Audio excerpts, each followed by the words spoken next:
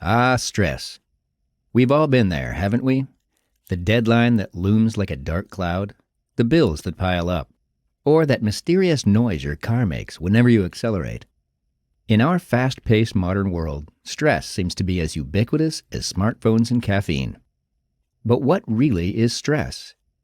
Is it the situation that makes us tense, or is it something within us? Let's explore, shall we? Section 1. Definition of stress. Introduction to what stress is. You know that feeling when your heart races, your palms get sweaty, and you're on high alert? That's your body's way of saying, hey, something's up and I need to deal with it. In technical jargon, this is your fight or flight mechanism kicking in. Fight or flight mechanism. Back in the day, like way back, this fight or flight response was essential for survival. If you encountered a saber-toothed tiger, your body needed to rapidly decide whether to stand your ground or run like the wind. The physical changes you experienced, faster heartbeat, sharper senses, were engineered to improve your chances of survival. The role of adrenaline and cortisol. Two hormones play starring roles in the physiological drama: adrenaline and cortisol. Adrenaline is like the burst of energy that gets the ball rolling, making you hyper-aware and physically capable. Cortisol, on the other hand, helps to keep this heightened state going by providing a sustained release of energy. It's a finely tuned system, but it can get out of whack when it's triggered too often or for too long. The differentiation between stressor and stress. Let's clear something up. A stressor is not the same as stress. Stressors are the external or internal events that trigger this whole process. They're the why of the equation.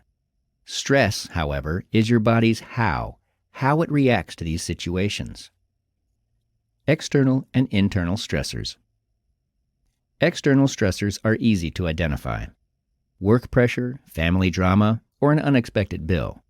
Internal stressors, however, are a bit trickier to pin down. These can be things like worry, insecurity, or unrealistic expectations you place on yourself. Both kinds can send you spiraling into a state of stress. Types of stress. Now that we're chummy with the basics, let's delve into the different types of stress.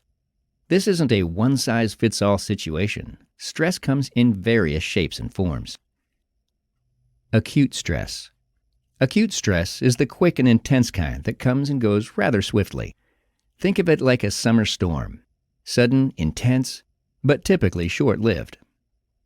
It's triggered by specific events or situations and usually fades away when those circumstances resolve.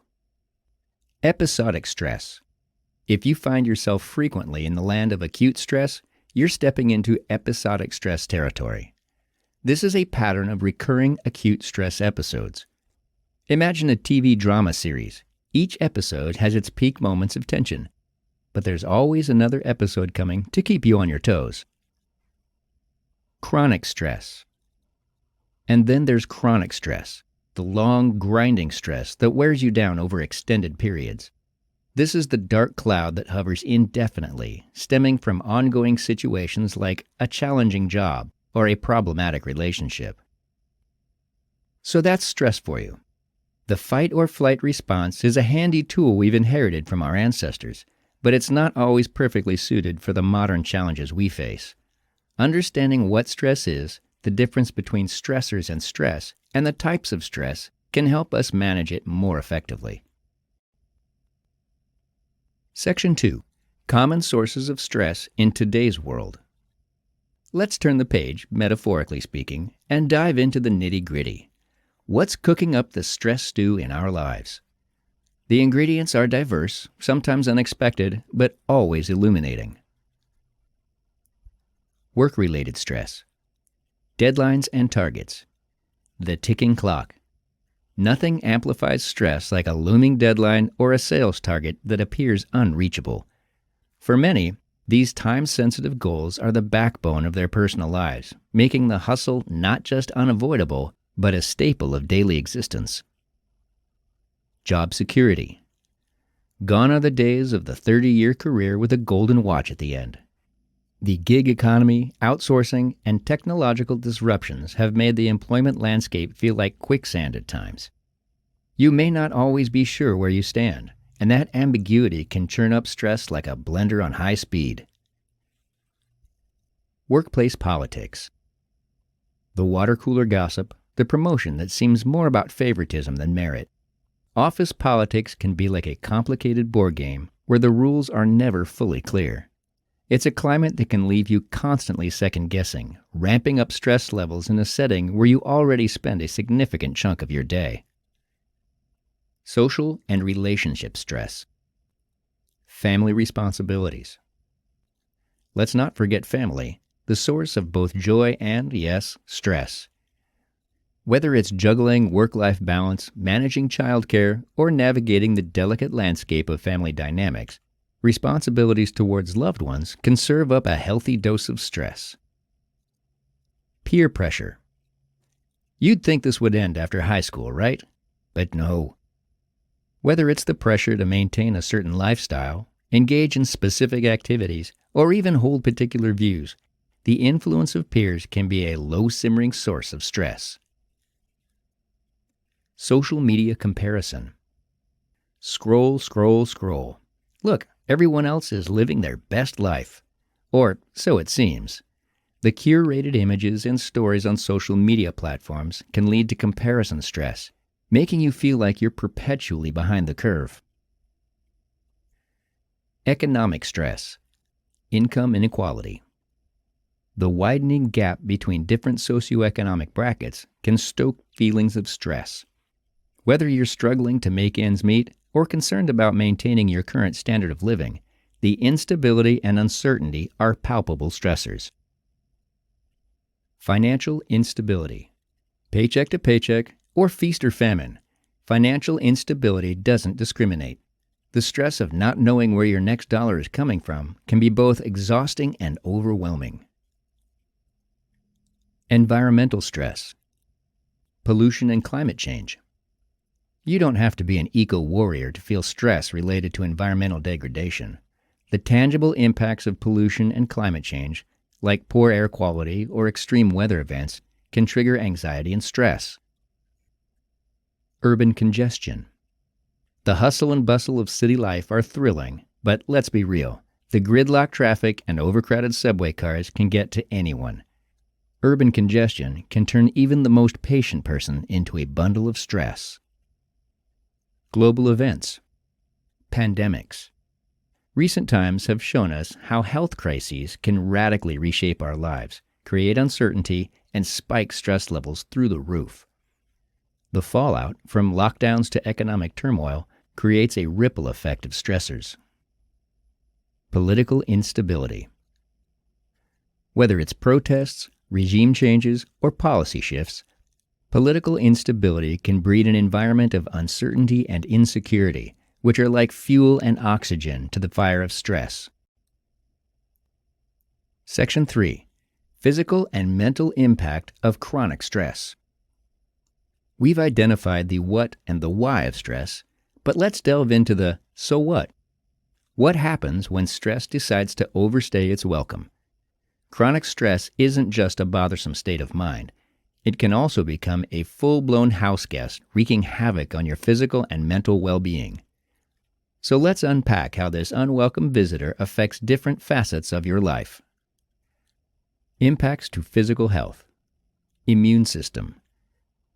Believe it or not, chronic stress can turn your immune system into a bit of a slacker. Elevated cortisol levels can suppress immune function, making you more susceptible to infections and slowing down healing processes. So yes, stress can literally make you sick. Cardiovascular risks. You know how your heart pounds in stressful situations? Imagine that happening consistently. Over time, this can escalate into issues like hypertension and even contribute to heart disease. So chronic stress is not just a pain in the neck, it can be a real heartbreaker too. Digestive problems. Let's talk about your gut. Stress can mess with digestion, leading to symptoms like heartburn, indigestion, and even irritable bowel syndrome, IBS. It's like a turmoil on the inside matching the turmoil you might be feeling on the outside. Impact on mental health. Anxiety disorders. If stress were a gateway, it could lead down the path to anxiety disorders. An ever-present sense of dread or unexplained worry could be signs that stress has nudged you towards an anxiety disorder. Depression. Chronic stress is also a risk factor for depression. The constant wear and tear on your mental state can deplete your emotional resources, leaving you feeling defeated and despondent. Cognitive decline. Stress isn't just an emotional burden, it can also be a cognitive one. Long-term stress can even contribute to memory issues and other forms of cognitive decline. It's as if stress puts a fog over your mental faculties. Social impact. Relationships. The ripple effect of chronic stress can extend to your social circle. Irritability and emotional withdrawal can put a strain on relationships, creating a feedback loop of more stress. Work performance. Ever try to concentrate while stressed? It's like trying to thread a needle during an earthquake. Stress can significantly impede focus and productivity, leading to poor work performance. Long-term consequences. Burnout.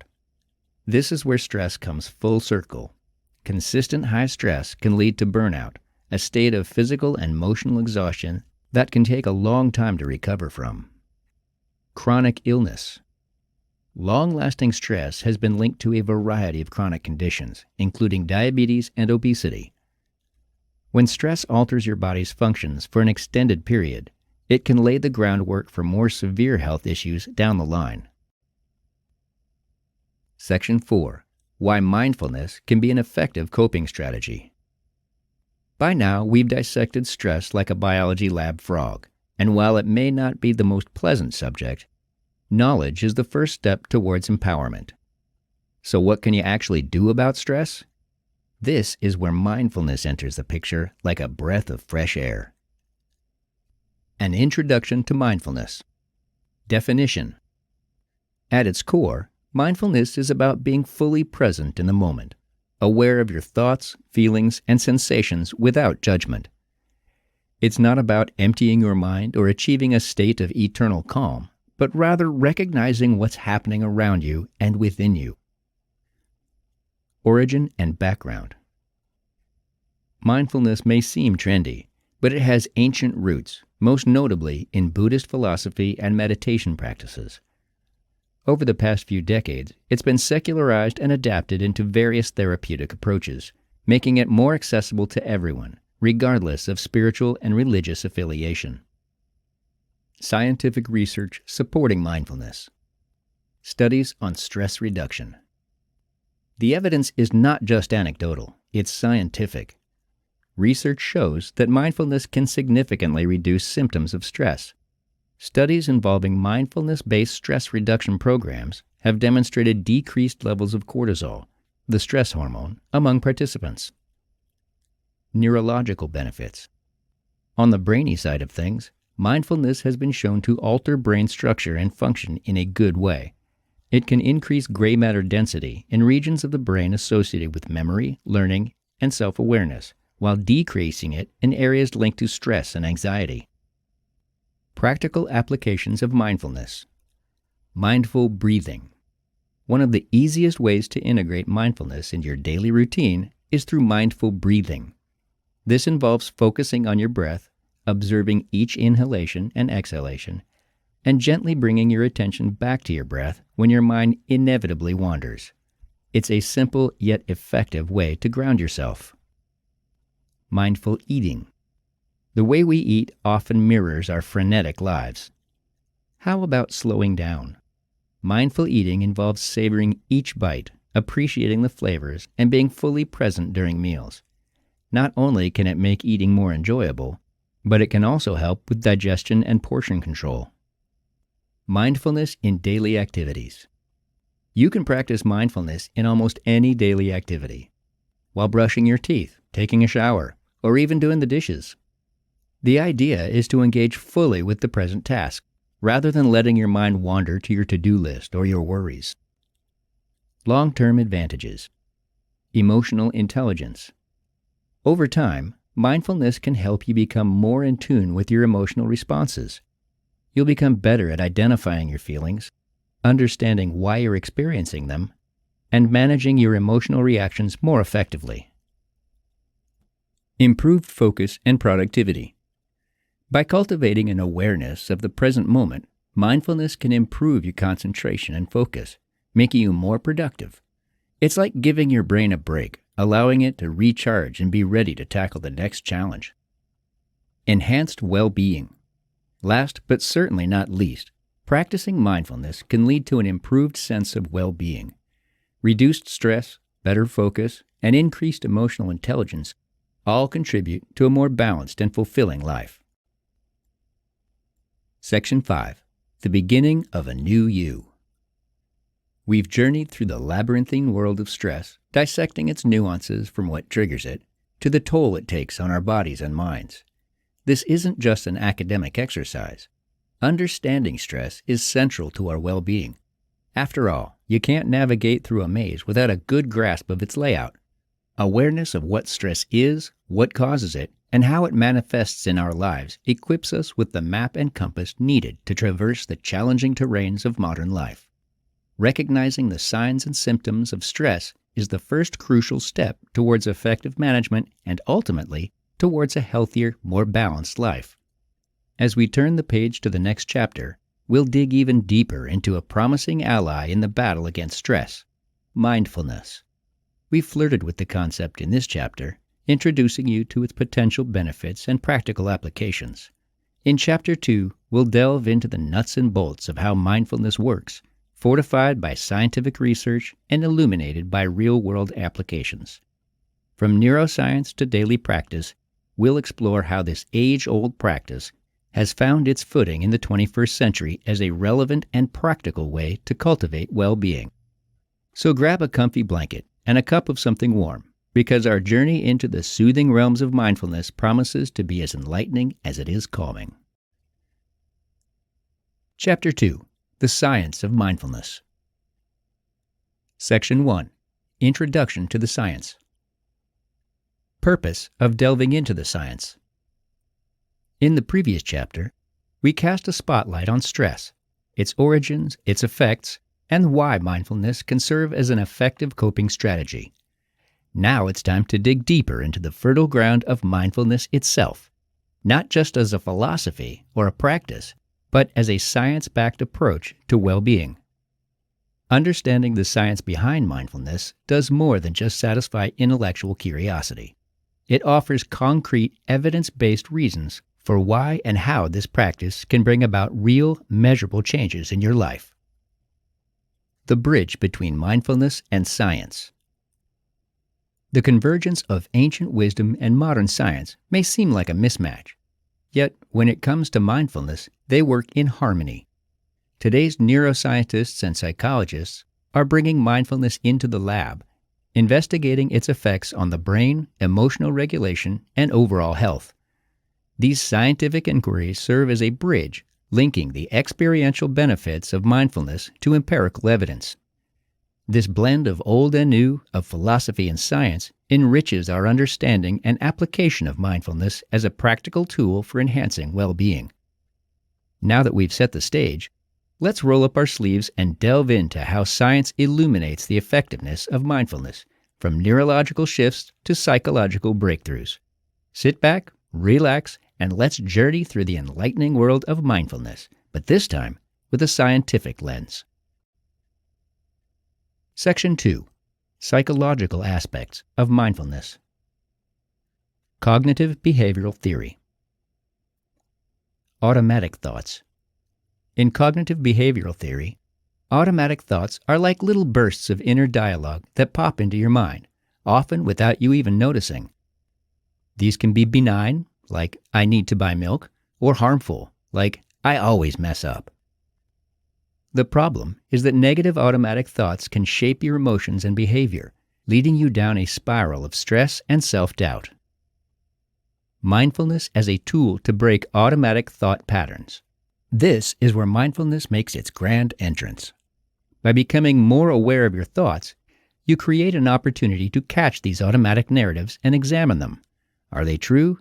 Are they helpful?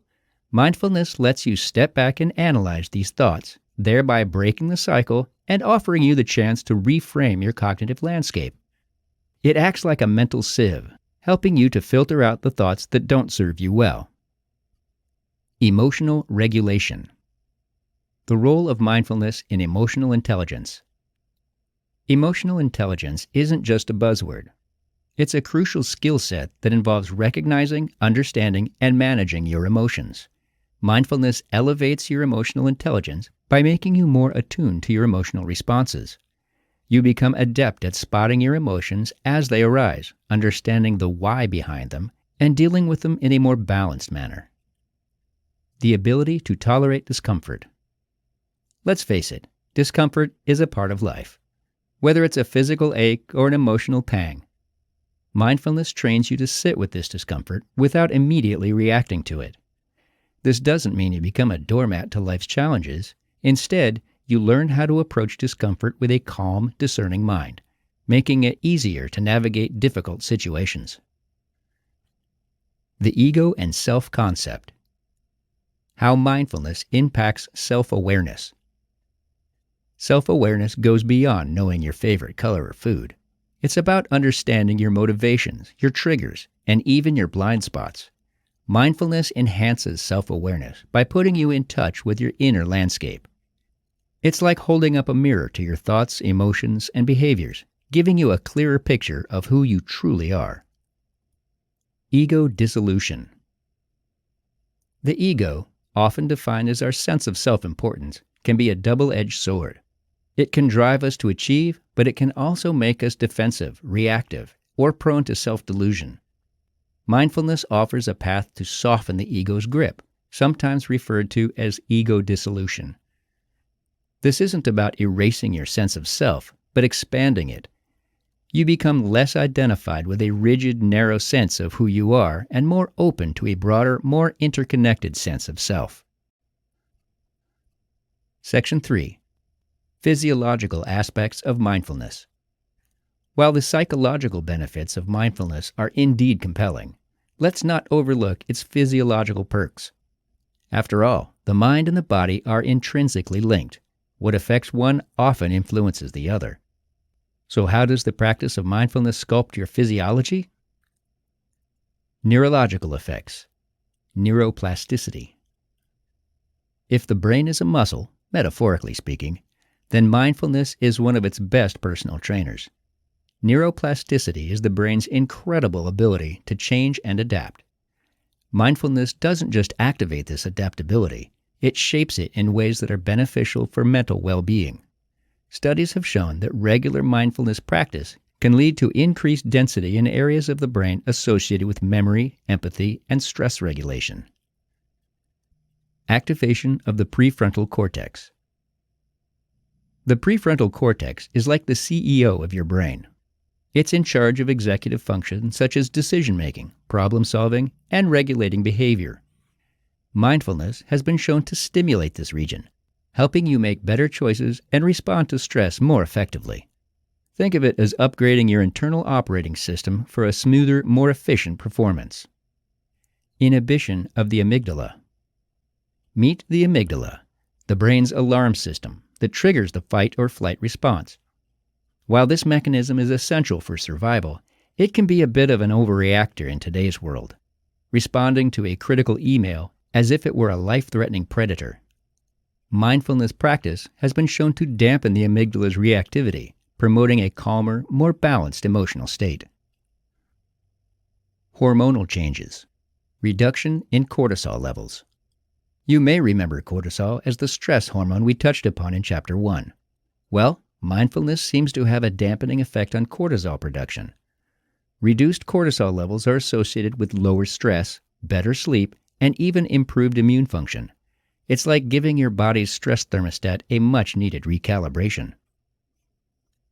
Increase in serotonin and dopamine.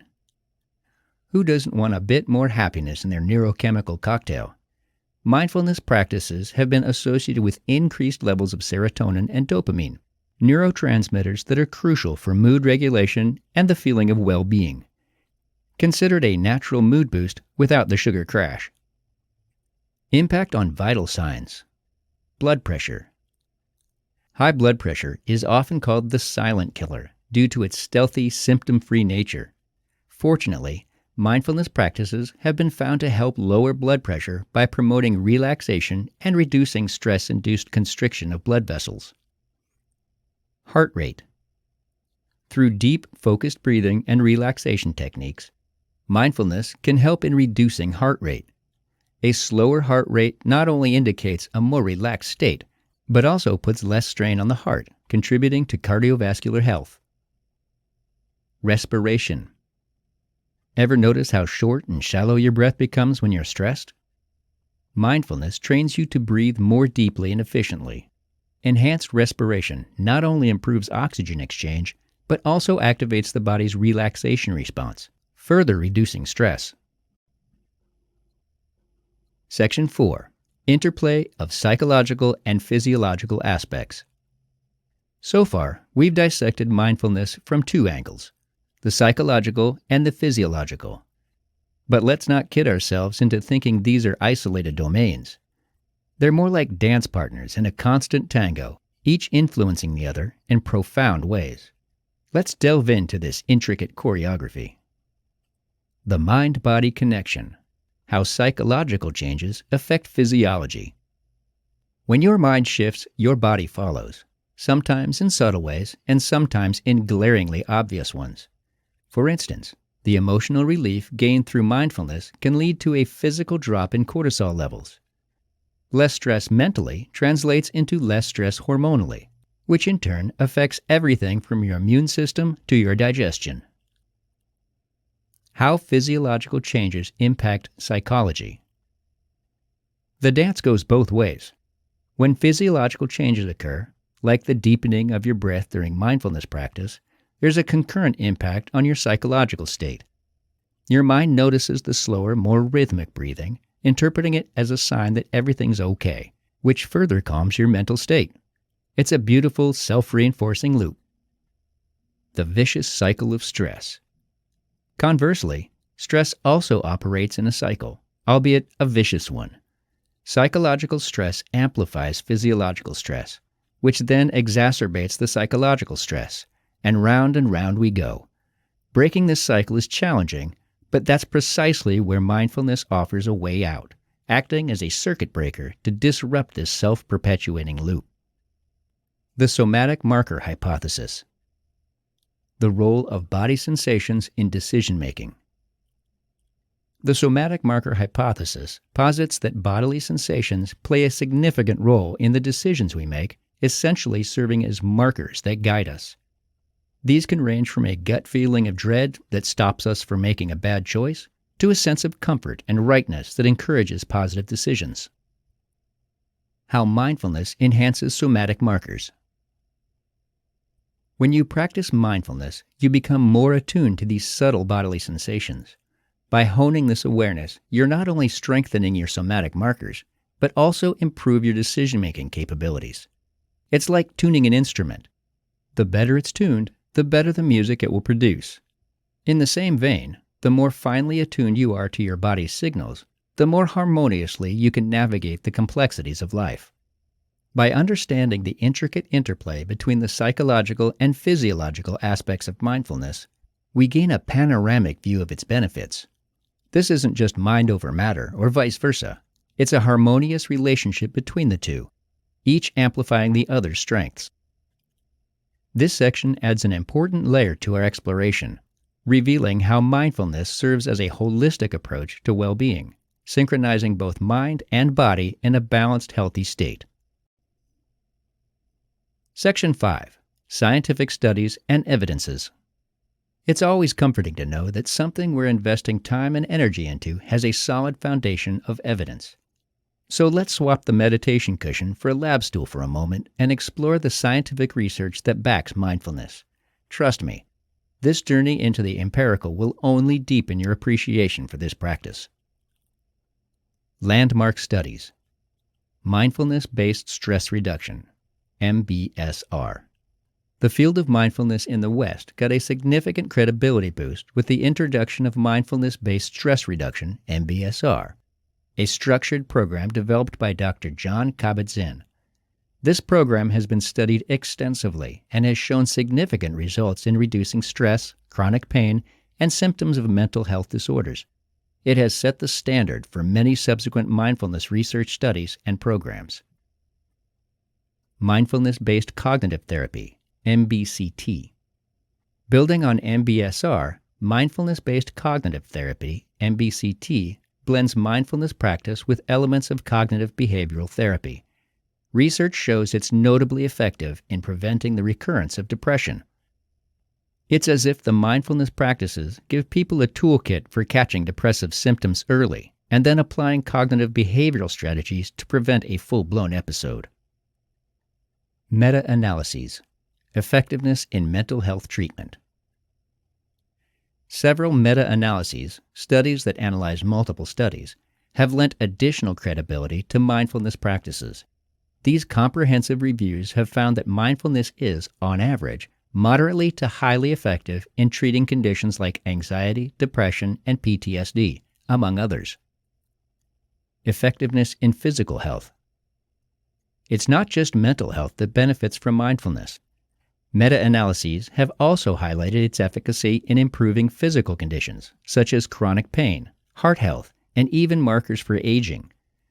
Imagine that, a centuries-old practice backed by modern science, helping both the mind and the body. Criticisms and limitations. Reproducibility crisis. Now, as balanced seekers of truth, it's crucial to acknowledge that not all is rosy in the world of mindfulness research. The field has faced some criticism for a lack of reproducibility. In other words, some studies that showed significant benefits couldn't be reliably repeated, leading to question about the robustness of certain findings. Cultural contexts and generalizability. Another point worth mentioning is that much of the research has been conducted in Western, educated, industrialized, rich, and democratic, otherwise known as weird, societies. There's debate on how generalizable these findings are to people from different cultural, social, and economic backgrounds. It raises valid questions about the universal applicability of mindfulness practices. Though mindfulness has some impressive scientific backing, it's important to approach it with a nuanced perspective. While many studies and meta-analyses affirm its effectiveness for mental and physical well-being, there are limitations and criticisms to consider. This shouldn't deter us from practicing mindfulness. Rather, it should encourage a balanced and informed approach as we continue to explore this rich and multifaceted world. Section 6. Practical applications rooted in science. We've gotten the lay of the scientific landscape, so to speak, but how does all this research translate into real-world applications? How is mindfulness making waves in clinical, educational, and even corporate settings? Let's get into the nitty-gritty of how mindfulness is more than just a personal practice. It is a transformative tool with broad societal implications. Mindfulness in clinical settings. Treatment for PTSD. You may be surprised to learn that mindfulness has found a role in treating post-traumatic stress disorder, or PTSD. The practice helps individuals become aware of their thoughts and feelings without judgment, providing a sort of psychological buffer against traumatic memories and flashbacks. Mindfulness can help people with PTSD get some distance from their symptoms, allowing for a more objective and compassionate self-view. So it's not just about feeling better, it's about engaging with trauma in a healthier way. Coping mechanism for chronic pain. Pain might be inevitable, but suffering is optional. At least, that's what the research of mindfulness and chronic pain suggests. Mindfulness-based interventions like MBSR have been found to reduce the subjective experience of pain. It's as if mindfulness teaches the brain a new way to relate to pain, turning down the volume of discomfort and helping people live more fulfilling lives despite chronic conditions. Mindfulness in educational settings. Focus and attention in students. With distraction just a click or a swipe away, it's more challenging than ever for students to maintain focus. Mindfulness practices have been implemented in schools to help students pay better attention and improve academic performance. Just a few minutes of mindfulness exercises can lead to noticeable improvements, and over time, these benefits accumulate. Emotional regulation in classrooms. Teachers, parents, and students are reporting better emotional regulation in classrooms where mindfulness is practiced. That means fewer outbursts, more thoughtful responses to challenges, and an overall better learning environment. Emotional intelligence is just as critical for success as academic knowledge, and mindfulness offers a practical way to cultivate it from a young age. Mindfulness in corporate settings. Leadership and decision-making. In the boardroom, the benefits of mindfulness are increasingly recognized. Leaders who practice mindfulness are found to be more effective in decision-making processes. They're also better at fostering a culture of creativity and innovation. Mindfulness can fine-tune the leader's ability to focus on the issues at hand, thus making more rational and less emotionally driven decisions. Workplace well-being. From Google to General Mills, companies are integrating mindfulness programs aimed at employee well-being. And it's not just a fad. Organizations report less absenteeism, greater job satisfaction, and higher productivity when mindfulness practices are in place. It's a win-win. Employees feel better and companies function more effectively. The potential for mindfulness to bring about meaningful change is immense and impressively diverse. From clinical settings to classrooms to corner offices, this practice is proving itself to be a valuable asset. Given its flexible and accessible nature and the substantial scientific support behind it, mindfulness is emerging as one of the most potent tools for enhancing human well-being on multiple fronts. Section 7. Bridging Science and Practice. We've taken a deep dive into the science of mindfulness, haven't we? We've looked at the psychological mechanisms that make it tick, the physiological changes it engenders, and the real-world application that prove its mettle. The scientific literature, from landmark studies to meta-analyses, overwhelmingly confirms that mindfulness isn't just a feel-good practice. It's a profoundly transformative one. Sure, it has its limitations and critiques, but what field doesn't? On balance, mindfulness stands up well to rigorous scientific scrutiny. We've discussed what mindfulness is and how it operates, both in the brain and in the broader world. Yet, you might still encounter skeptics who think it's all just a bunch of New Age nonsense. So, in the next chapter, we'll tackle the most common myths and misconceptions about mindfulness. You'll get a rounded, well-informed perspective that will not only strengthen your own practice, but also equip you with the insights to help others see the light, or rather, the mindful way. Science has become one of the strongest allies in helping mindfulness shed its mystic robe and don the lab coat. As we move on, let's keep this empirical foundation in mind. It won't just give your practice an air of credibility. It will deepen your understanding and enrich your experience as you continue along the mindful path. Chapter 3. Cutting Through the Fog. Section 1. Why debunking myths matters. The importance of debunking myths. We've explored the science, the psychology, and the practical applications of mindfulness. We've even geeked out on some hardcore research. But let's face it, despite the growing body of evidence, mindfulness can be, well, a little misunderstood. Misconceptions aren't just harmless chatter. They can deter people from trying mindfulness and reaping its benefits. Debunking myths is like turning on the headlights while driving through a foggy road. It helps us navigate safely, see things clearly, and reach our destination without hassle. Overview of common misconceptions. From thinking it's all about emptying your mind to assuming it's a religious practice, misconceptions about mindfulness are as common as yoga pants in a Mediterranean retreat. In this chapter, we're going to tackle these misunderstandings head-on. We'll explore some of the most prevalent myths and shine the light of evidence and experience on them. This will equip you with a more rounded view of mindfulness, one that's free of the haze of misinformation. Section 2. Myth, it's a religious practice. Historical context. Buddhist roots. Let's get one thing straight. While mindfulness does have ancient roots, particularly in Buddhism, it's not reserved for any specific religious or spiritual group. Yes, mindfulness found its early expression in Buddhist practices aimed at enhancing awareness and fostering a deep sense of inner peace. But guess what? That's like saying the concept of zero in math is solely Indian because it originated there. Things evolve. Evolution over time. As mindfulness has made its way into the Western world, it's undergone quite the transformation. While it pays homage to its Buddhist roots, it has branched out to be far more inclusive and adaptable. In today's landscape, mindfulness has become a secular, widely accessible practice.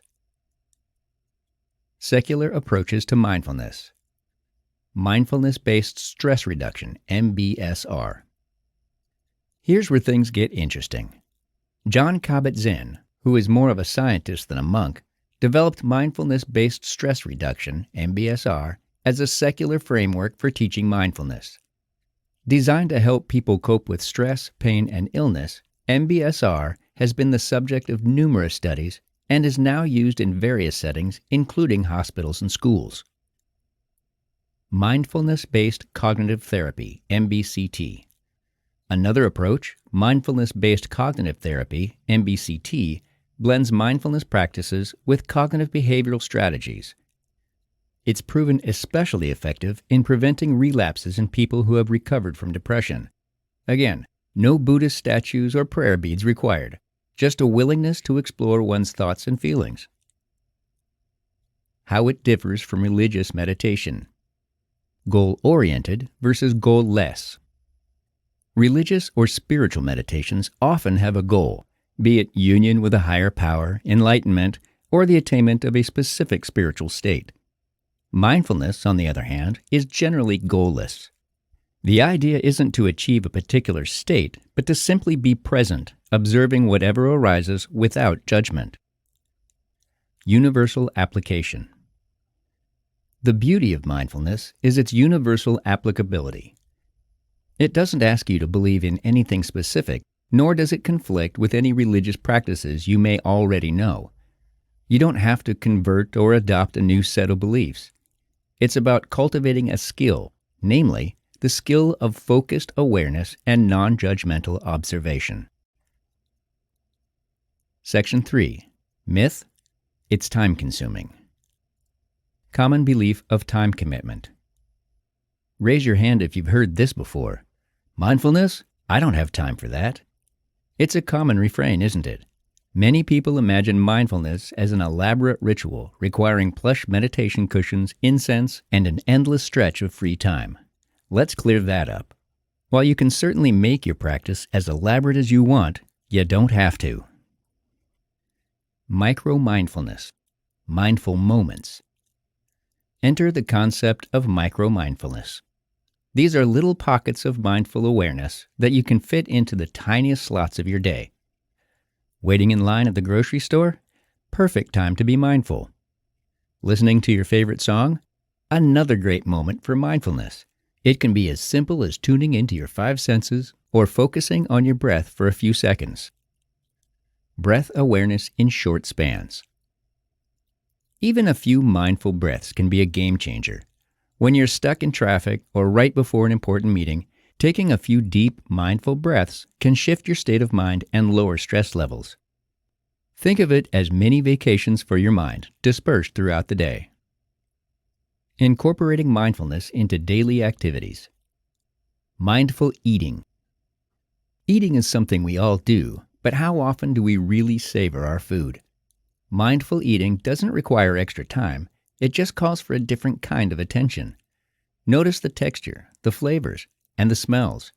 Chew slowly. This not only enhances your dining experience, but also helps with digestion. Mindful walking. Walking to the subway? Instead of scrolling through social media, try a bit of mindful walking. Feel each footstep. Notice the wind on your skin, and take in the sights around you. You're going to walk anyway, right? Why not make it a mindful journey? Long-term and short-term investment. Immediate benefits. While mindfulness does offer long-term benefits like stress reduction and improved mental well-being, it also provides immediate perks. Even a brief mindful moment can reset your mood and provide a fresh perspective. Cumulative effects over time. Think of each mindful moment as a drop in a bucket. While each drop may seem insignificant, over time they accumulate into a substantial reservoir of mental clarity and emotional resilience. So, even if you start small, you're still contributing to your long-term well-being. Section 4. Myth. You have to be a calm person to practice mindfulness. Perception of the mindful personality. When people think of mindfulness, often they conjure up an image of someone so zen they barely seem human, like a monk who could stand amongst chaos with a blissful smile. This leads to the misconception that you have to be inherently calm or even-tempered to practice mindfulness. Well, here's the newsflash: you don't. Mindfulness is a practice that is accessible and beneficial to everyone, regardless of your baseline temperament. Mindfulness for different temperaments. High-stress individuals. You might be thinking, I'm too stressed to be mindful. But ironically, if you're a high-stress individual, mindfulness can be especially beneficial for you. The practice gives you the tools to deal with that stress more effectively, helping you recognize your stressors and your physical and emotional reactions to them. This way, you become more adept at managing your stress levels rather than letting them manage you. People with ADHD. If your mind is always racing and you feel you can't sit still, mindfulness can still be incredibly effective. You don't have to meditate for long periods to reap the benefits. Even short bursts of focused attention can make a difference. For those with ADHD, mindfulness practices can improve attention and concentration over time. Transformative potential of mindfulness. Emotional regulation. Regardless of your natural temperament, mindfulness can help you become better at regulating your emotions. Instead of impulsively reacting to situations, you gain the ability to pause and consider your responses. Over time, you'll find that you become less reactive and more balanced in your emotional life. Cognitive restructuring. Mindfulness doesn't just calm you. It can literally change the way you think. This is known as cognitive restructuring. As you become more mindful, you can identify the thought patterns that lead to stress or emotional discomfort. Recognizing these patterns is the first step towards changing them, making room for healthier and more constructive thoughts. Section 5. Other common misconceptions. Mindfulness is about suppressing thoughts. The nature of thought in mindfulness. Many people have the impression that mindfulness is about emptying the mind or suppressing thoughts. However, this couldn't be farther from the truth. Mindfulness is not about eradicating thoughts, it's about relating to them in a different way. In mindfulness, thoughts are not distractions to be eliminated, but phenomena to be observed. Observing versus suppressing. In mindfulness practice, you learn to observe your thoughts and feelings without judgment. This helps you gain perspective and realize that you are not your thoughts. Instead of trying to shove them aside, you acknowledge them, let them exist, and then let them go, returning your focus to your breath, body, or whatever your point of focus is. Mindfulness is a quick fix. Realistic expectations. If you're coming into mindfulness hoping for instant enlightenment or immediate eradication of all life's problems, take a step back. Mindfulness is more of a marathon than a sprint. It provides tools that help you manage challenges better, but it's not an immediate cure for life's complexities. Complementary to other treatments. Mindfulness can be a powerful ally in enhancing mental and physical well-being, but it's often most effective when used in conjunction with other treatments, especially for conditions like chronic pain, depression, or anxiety. It should not replace medical treatment, but can serve as a useful supplement. You have to sit in a certain posture to practice. Flexibility of practice. If the thought of sitting in a lotus position for extended periods is keeping you away, breathe easy. While posture can be important for certain mindfulness practices, it's not the be-all end-all. You can be mindful while laying down, walking, or even while doing chores. The key is to be fully engaged in the present moment, not how you're sitting or standing. Accessibility for individuals with physical limitations. For those with physical limitations or disabilities, mindfulness remains an accessible practice. Various techniques can be adapted to fit individual needs, ensuring that the benefits of mindfulness are available to everyone. Whether you're seated in a chair, lying down, or standing, mindfulness can be adapted to suit your unique circumstances. Section 6. What mindfulness is and is not. Core components of mindfulness. Awareness. At its core, mindfulness is about awareness. It's the cultivated ability to be fully conscious of your experience in the present moment, aware of your thoughts, feelings, and sensations as they occur. This enhanced awareness allows you to make more intentional decisions, rather than being led astray by automatic thoughts or emotional impulses. Present moment focus. Mindfulness encourages living in the now. Often, our minds are cluttered with thoughts about the past or worries about the future. This keeps us from fully experiencing the present moment, where life actually happens. Focusing on the present brings a richness to our experiences and allows us to engage more fully with our lives. Non-judgmental attitude. This is an aspect of mindfulness that many people find liberating.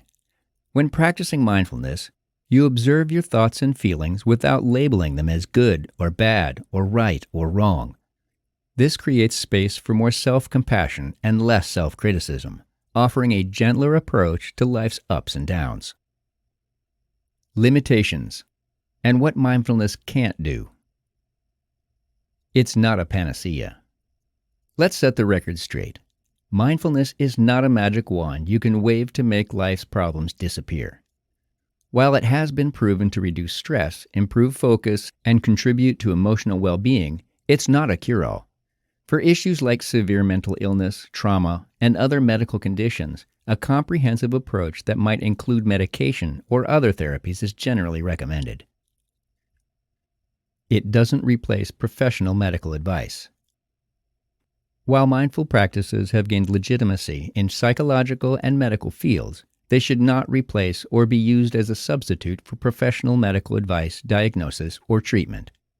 Always consult with a qualified healthcare provider for any questions you have regarding a medical condition or treatment plan.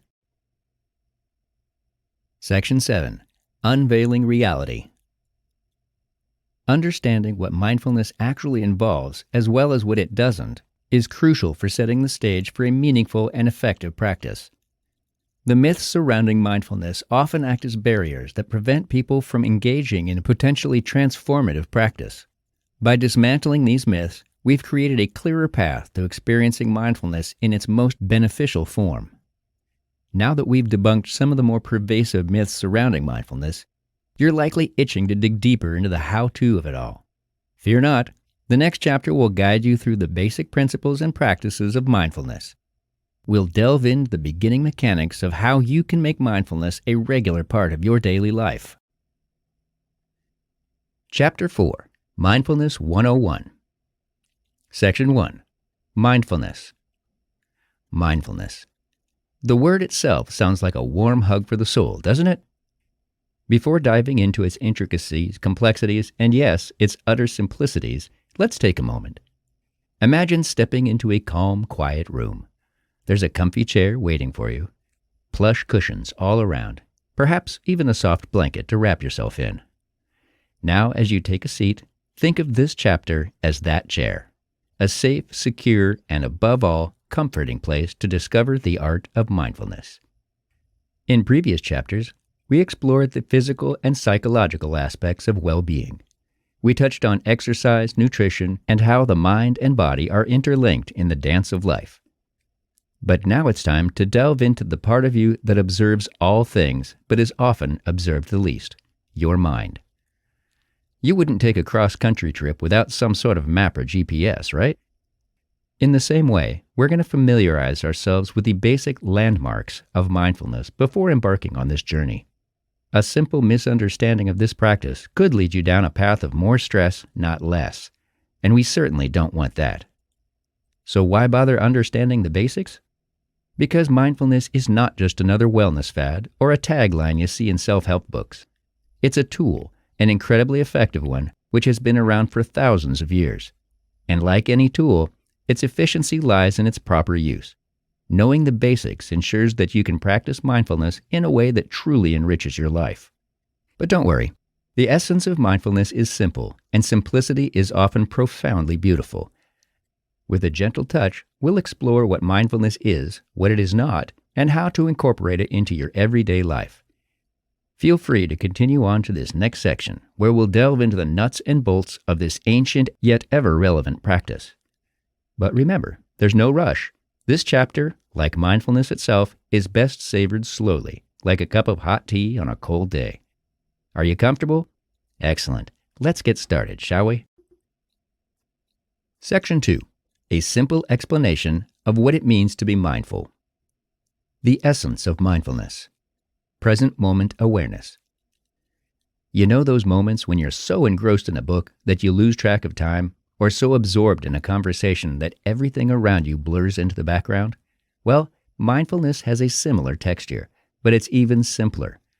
It's about being fully present right here, right now. You're not fretting about that awkward thing you said at dinner last night, nor are you daydreaming about your next vacation.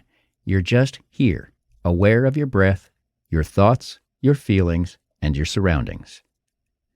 Non-judgmental observation. Imagine you're sitting by a river, watching leaves float by. You're not grading the leaves, right? You're not saying, a maple leaf, A+. Oh, a torn oak leaf, that's a C-. Similarly, mindfulness involves observing your thoughts and feelings without judgment. Thoughts come and go like those leaves, and your job is not to label them as good or bad, but simply to notice them. Differentiating mindfulness from concentration. Here's where folks sometimes get tripped up. Mindfulness is not the same as concentration, although they are related. Concentration is like a laser beam focused on one point. It's sharp and intense. Mindfulness, on the other hand, is more like a floodlight. It illuminates everything in its vicinity with gentle awareness rather than intense scrutiny.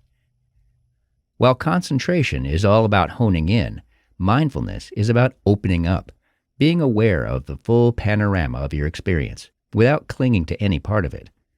It's about embracing the whole of the present moment, not just one slice of it. The 3 pillars of mindfulness. 1. Intention. Intention sets the stage for mindfulness. What do you hope to achieve? Perhaps you want to be less stressed or more aware of life's pleasures. Or maybe you simply want to know yourself better. Setting an intention is like planting a seed. It's a starting point from which your practice can grow. 2. Attention. This is the doing part. Attention is where you gently direct your focus in each moment. Are you washing dishes? Feel the soap suds between your fingers. Listen to the sound of the water. Smell the freshness of the cleanser. It's about tuning into your senses and being fully engaged in what you're doing. 3. Attitude. Last but definitely not least is attitude. Approach mindfulness with a sense of openness and curiosity. Be kind to yourself. If your mind wanders 100 times, that's okay. The magic lies in realizing you've wandered and then gently bringing yourself back without self-criticism. Mindfulness might sound abstract when you read about it, but it becomes clear and deeply personal when you practice.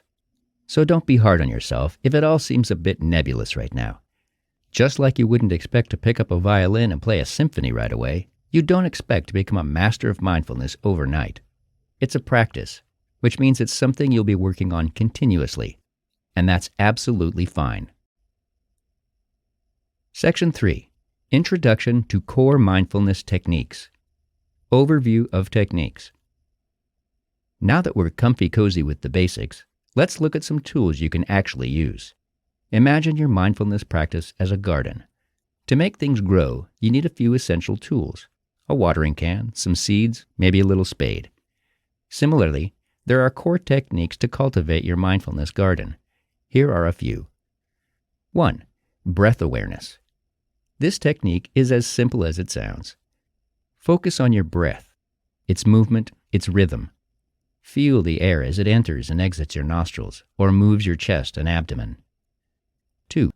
Body scan. Ever notice how stress often manifests as physical discomfort? The body scan helps you become aware of various parts of your body, relaxing them one by one. 3. Mindful walking. If sitting still isn't your cup of tea, how about some walking? But we're not talking about racing to get to the end of the block. We're talking slow, deliberate steps, feeling the ground under your feet. 4. Loving kindness meditation. Also known as metta, this practice involves sending well wishes to yourself and others. It's like giving your soul a warm bath. 5. Observing thoughts. Picture your mind as a sky and your thoughts as clouds. In this technique, you become the impartial observer watching your thoughts float by. Choosing the right technique for you. This isn't a one-size-fits-all kind of deal. The right mindfulness technique for you could be as personal as your choice of morning coffee or as unique as your fingerprint. Experiment a little. Maybe start with breath awareness, and then try your hand at mindful walking. Remember, it's not about achieving some elusive state of eternal calmness. It's about finding a practice that allows you to better connect with your present moment, in whatever form that takes. Feel free to mix and match these techniques or adapt them to better fit your lifestyle. General tips for beginners. If you're feeling a bit overwhelmed, take a deep breath. Really, take one. It's good practice. Here are some gentle tips for those new to the mindfulness arena. 1. Start small. No need to plan for a 45-minute session right out of the gate. A few minutes a day is a wonderful start. 2. Be patient. You're teaching your brain a new way of being. It's going to take some time to adapt, and that's perfectly okay. 3. Don't judge. Mindfulness is about observing without judging. That includes not judging yourself for how well you're doing. 4. Anchor yourself. If you find your mind drifting to your to-do list or replaying past events, gently bring it back to your chosen point of focus, whether it's your breath, your steps, or the sensations in your body. 5. Enjoy the journey. Mindfulness is not a destination. It's a journey of endless discovery. Savor it. Remember, the most important part is to make your mindfulness practice your own. It's personal and should suit you. It should be as comfortable as that metaphorical plush chair we've been sitting in throughout this chapter. So, as we come to the end of this section, consider this. Every moment you invest in mindfulness is a gift to yourself. You're taking steps, mindful ones at that, to become more attuned to life's wonders, large and small. How are you doing in that comfy chair? All set? When you're ready, feel free to turn the page, both literally and metaphorically, as we continue to explore this fascinating landscape of mindfulness. Take your time. We're not in a hurry here. After all, the present moment is all we truly have, and it's a wonderful place to be. Section 4. Breath awareness. The role of breath in mindfulness. Universality of breath. Ah, the breath. We've all got it, right? It's as universal as the sky above and the ground below.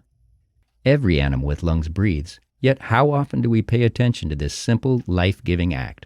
Rarely, if ever. But that's exactly what makes it so special in mindfulness. It's an always accessible entry point into the world of the present moment. Breath as an anchor. Think of your breath as an anchor, a stabilizing force in the turbulent sea of life. When your thoughts start drifting into rough waters, worrying about the future, regretting the past, your breath can bring you back to the safety of the here and now. It's your personal sanctuary available at any moment you choose to visit. How to practice breath awareness. Steps to follow. All right, so how do we make this a practice? Let's keep it simple. 1. Find a quiet space. No, it doesn't have to be a mountaintop. It could be a corner of your room, a comfy chair, or even your car parked in a quiet area. 2. Get comfortable. Sit down or lie flat. Keep your back relatively straight and place your hands in a relaxed position. 3. Close your eyes. If you're comfortable doing so, gently close your eyes. If not, a soft gaze at a fixed point is also fine. 4. Notice your breath.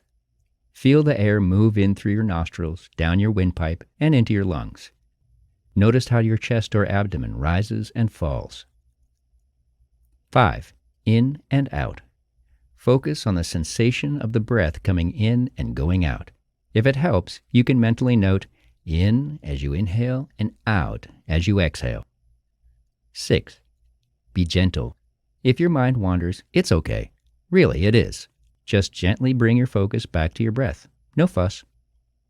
Common challenges and how to overcome them. 1. Distraction. Our minds are like mischievous puppies sometimes, always running off. If you get distracted, gently guide your focus back to your breath. 2. Impatience. You might feel like you're not getting anywhere or that you're not good at it. Remember, there's nowhere to get to. Each moment of awareness is a victory. 3. Discomfort. Physical discomfort can be a distraction. Make sure you're comfortable from the start and feel free to adjust your position as needed. Benefits of breath awareness. Reduced anxiety.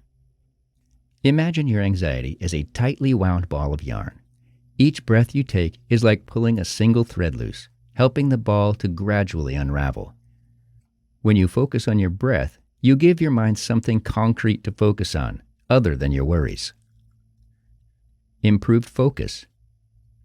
The act of continually returning your focus to your breath serves as a mini workout for your attention span. Over time, you'll find it easier to concentrate on tasks, listen attentively, and even sleep better. Section 5. Body scanning. Understanding body scanning. Progressive relaxation.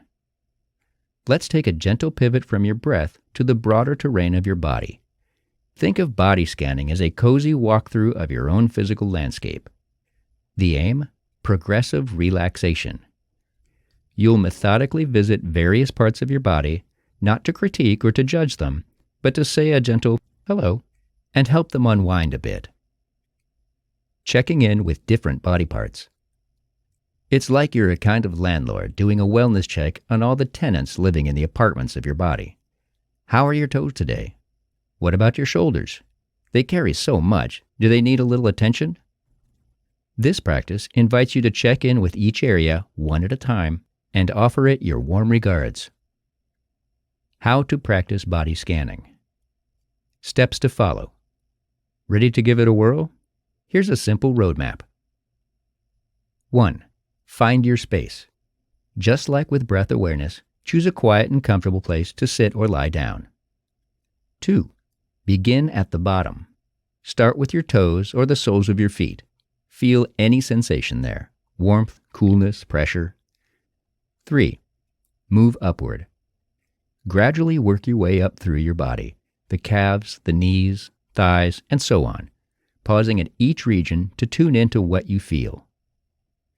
4. Breathe into each part.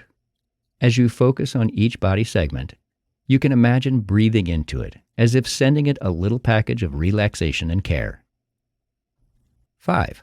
Head and face. Don't forget your head and face.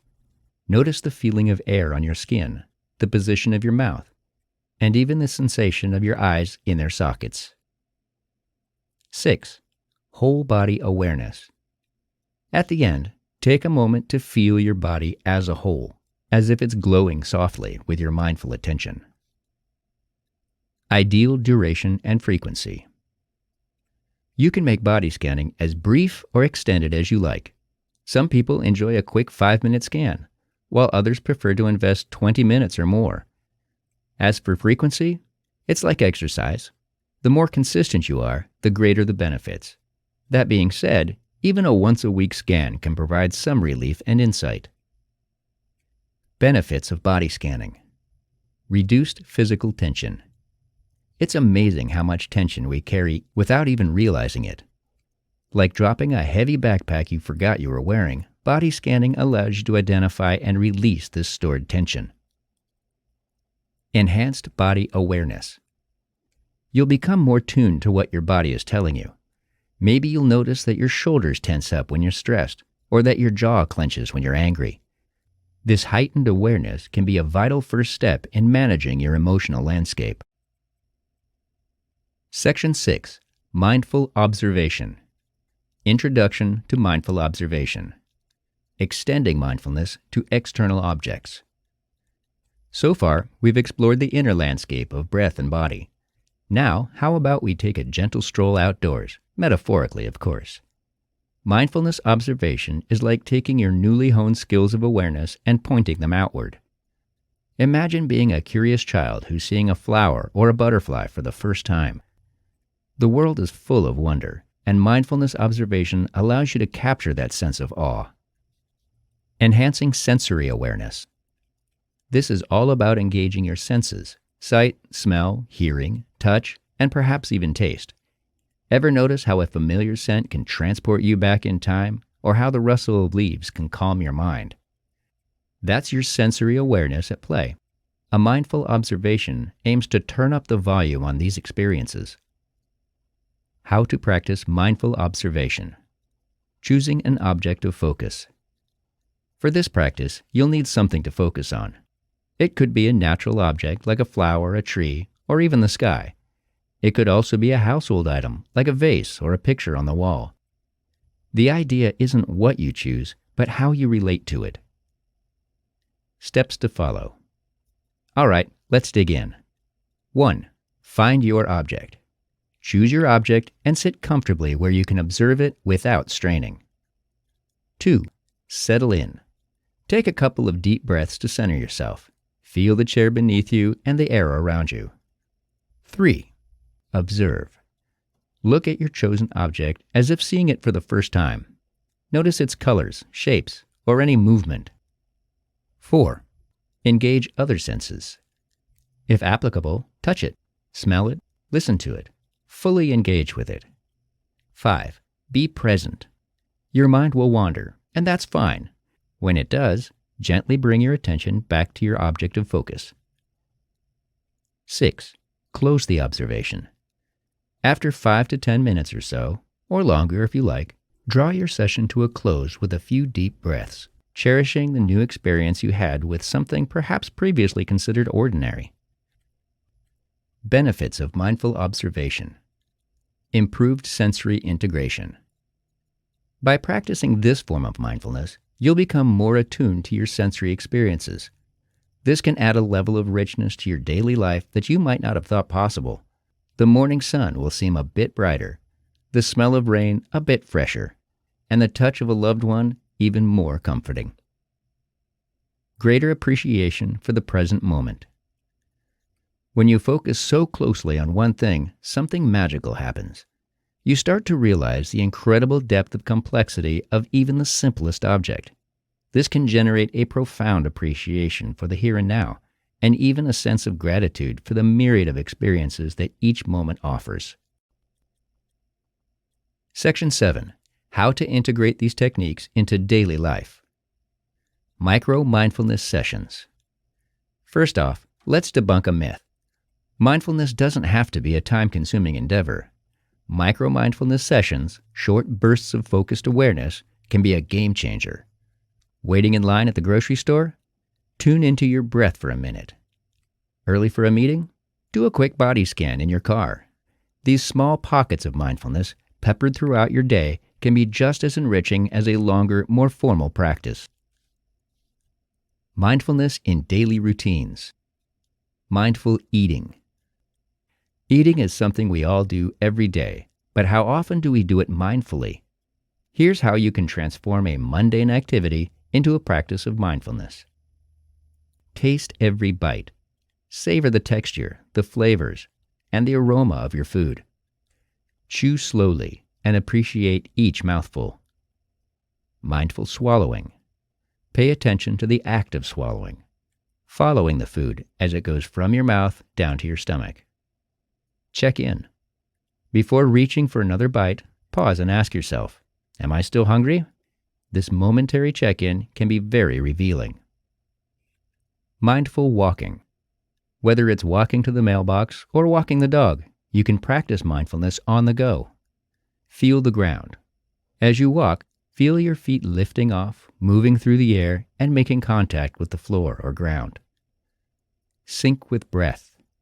Try syncing your steps with your breath. For example, take 3 steps with each inhale and 3 steps with each exhale.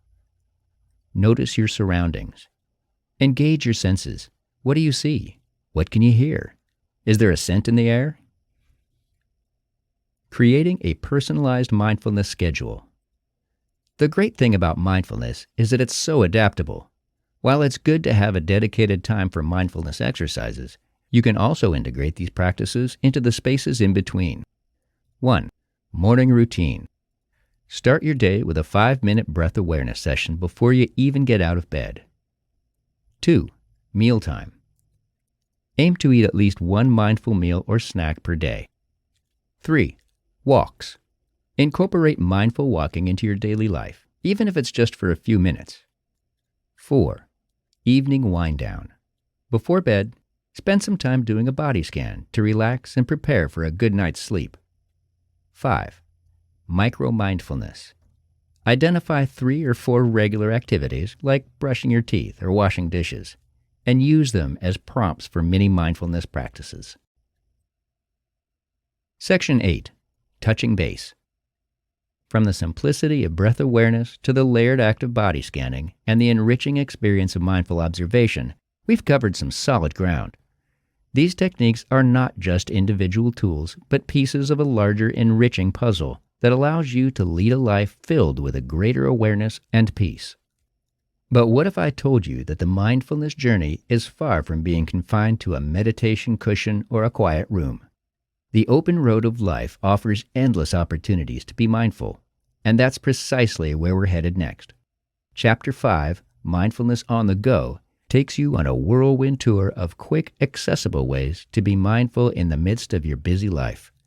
Whether you're commuting, working, or even socializing, you'll discover how to carry this newfound sense of peace with you wherever you go. So as you close this chapter, and perhaps take a moment to reflect, remember that mindfulness is a lifestyle, not just an isolated practice.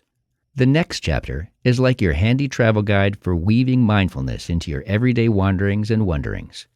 With each moment presenting an opportunity to be more aware, isn't it great that you don't have to pause your life to be mindful? You can simply infuse your daily activities with it. When you're ready, let's turn the page and step into the bustling, ever-changing landscape of our lives, armed with the gentle power of mindfulness. A host of new adventures await, and they're as close as your next breath. Chapter 5, Mindfulness on the Go. Section 1, Mindfulness and the Busy. The need for mindfulness in busy lives. Picture this. Your calendar is chock full of meetings, social commitments, and errands. You're juggling work, family, and perhaps a little side hustle. Let's face it, you're busy, and the idea of squeezing in a 30-minute mindfulness session seems as feasible as mastering the art of time travel. Does this resonate? If so, this chapter's for you. We live in a world that seldom pauses. The hustle and bustle, while exhilarating, can often leave us feeling like we're running on fumes. At the end of the day, we may realize that we've barely had a moment to breathe, let alone be present. And yet, it's precisely in these jam-packed, overscheduled times that mindfulness can offer its most profound benefits. The concept of mindfulness on the go. So what if I told you you could be mindful while tying your shoelaces, or while sipping your morning coffee? Mindfulness on the go is not about carving out additional time from your day, but about injecting mindful moments into the activities you're already doing. Think of it as multitasking, but in a way that enriches rather than dilutes your experience. By blending mindfulness seamlessly into your daily routines, you make it as natural to your day as, say, checking your phone, though hopefully you'll become more mindful about that too. So as we venture through this chapter, you'll discover that you don't need to go on a mountaintop to find peace. It's right there in your commute, in your inbox, and even in the seemingly mundane chores around the house. Now, let's dive into the strategies that allow you to take your mindfulness practice on the road, or wherever life leads you. Because, let's be honest, if you can be mindful amid the chaos, you can be mindful anywhere. And that's a superpower worth having. Section 2. Strategies for incorporating mindfulness into daily activities. Let's face it, commuting can sometimes be a real drag. Whether you're stuck in traffic or packed like a sardine in a subway car, the journey to and from work rarely makes it to the highlight reels of our lives. But what if we could turn these moments of transit into oases of calm? Well, buckle up, or hold on to that subway pole, because here we go. Mindful listening to surroundings. Benefits. We often tune out the ambient noise of our commute to focus on our thoughts, podcasts, or playlists. While there's nothing wrong with this, you might be missing out on an opportunity for mindfulness. By actively listening to your surroundings, you're giving your mind a break from the whirlpool of thoughts that often consume it. Mindful listening can offer a newfound sense of calm and can even make your commute a little less tedious. How-to guide. Start by removing your headphones if you're wearing them. Close your eyes momentarily if it's safe to do so. Then, take a deep breath and let your ears tune into the surrounding sounds. It might be the hum of the engine, chatter among passengers, or the distant honk of a horn. Step 1. Focus on one sound and let it fill your awareness. Step 2. Gradually expand your auditory focus to include other sounds in your environment. Step 3. If your mind starts to wander, gently bring it back to the sounds around you. Breath awareness on public transport. Subtlety of the exercise. One of the best things about breath awareness is its subtlety. You don't need a yoga mat, scented candles, or any special equipment. You don't even need to close your eyes, which is good, especially if you're standing on a moving train. It's just you and your breath, a natural pair that goes together wherever you are. Steps to follow. Step 1. Sit or stand comfortably, keeping your back straight and relaxed. Step 2. Take a moment to feel your breath as it is. No need to change it. Simply observe your natural breathing rhythm. Step 3. Now, gently focus your awareness on your breath as it enters and leaves your nostrils. Feel the air's temperature and notice the rise and fall of your chest or abdomen. Step 4. When you get distracted, which is completely okay by the way, kindly escort your focus back to your breath. This exercise can last as long as your commute, or it can be as brief as a few stops. The key is to engage with it as fully as possible, for as long as your journey or attention allows. Mindfulness while working. Work break cycles. We've all been there, staring at the computer screen for hours on end, zoning out rather than actually getting work done. Enter the Pomodoro technique, a time management method that encourages you to work in bursts of intense focus separated by short breaks. Typically, it's 25 minutes of work followed by a 5-minute break. Incorporating mindfulness into breaks. But what if we use those short breaks for more than just a coffee refill or a social media scroll? What if those breaks became your mindfulness moments? Step 1. After your 25-minute work period, take a deep breath and step away from your workspace. Step 2. Spend the first minute of your break tuning into your breath or listening to the ambient sounds around you. Step 3. For the next 2 minutes, perform a quick body scan, noting any tension and allowing yourself to relax. Step 4. Use the final 2 minutes to just sit and be, perhaps even expressing a moment of gratitude for the work you've accomplished so far. By incorporating mindfulness into your Pomodoro breaks, you return to your work with renewed focus and decreased stress levels, turning productivity and well-being into two sides of the same coin. Mindful emailing or messaging. Digital communication is an essential part of most jobs, but it can also be incredibly draining. Imagine, however, turning the act of emailing or messaging into a form of mindfulness. Step 1. Before composing your email or message, take 3 deep breaths focusing on the exhale. Step 2. As you write, try to be fully engaged in the words you're typing, as if each word is a brushstroke in a painting. Step 3. Before hitting send, pause. Take another breath and reread your message, ensuring it aligns with your intent. Benefits. These powerful pauses and focused moments can dramatically shift your experience of work-related communication. You become less reactive, more thoughtful, and might even find you enjoy the process. Mindfulness while eating. The first bite exercise. Eating is a necessary part of our day, but it can be so much more than just fueling our bodies. It can be a moment of joy, of pause, and of gratitude. Steps to follow. Step 1. Before taking your first bite, look at your food and take a moment to appreciate its colors, textures, and aroma. Step 2. As you take your first bite, close your eyes and focus on the flavors, textures, and sensations in your mouth. Step 3. Chew slowly, savoring every nuance of taste and texture. Mindful chewing. While it might seem trivial, the act of chewing can be a profound mindfulness exercise. Mindful chewing can aid in digestion, help with portion control, and turn a mundane activity into a delightful experience. Step 1. As you take a bite, make it your mission to chew the food at least 20 to 30 times. Step 2. Focus on the act of chewing. Feel the food breaking down and taste its flavors changing as you chew. Step 3. Before swallowing, be aware of the impulse to do so. Recognize it, then go ahead and swallow. Step 4. Pause before taking the next bite.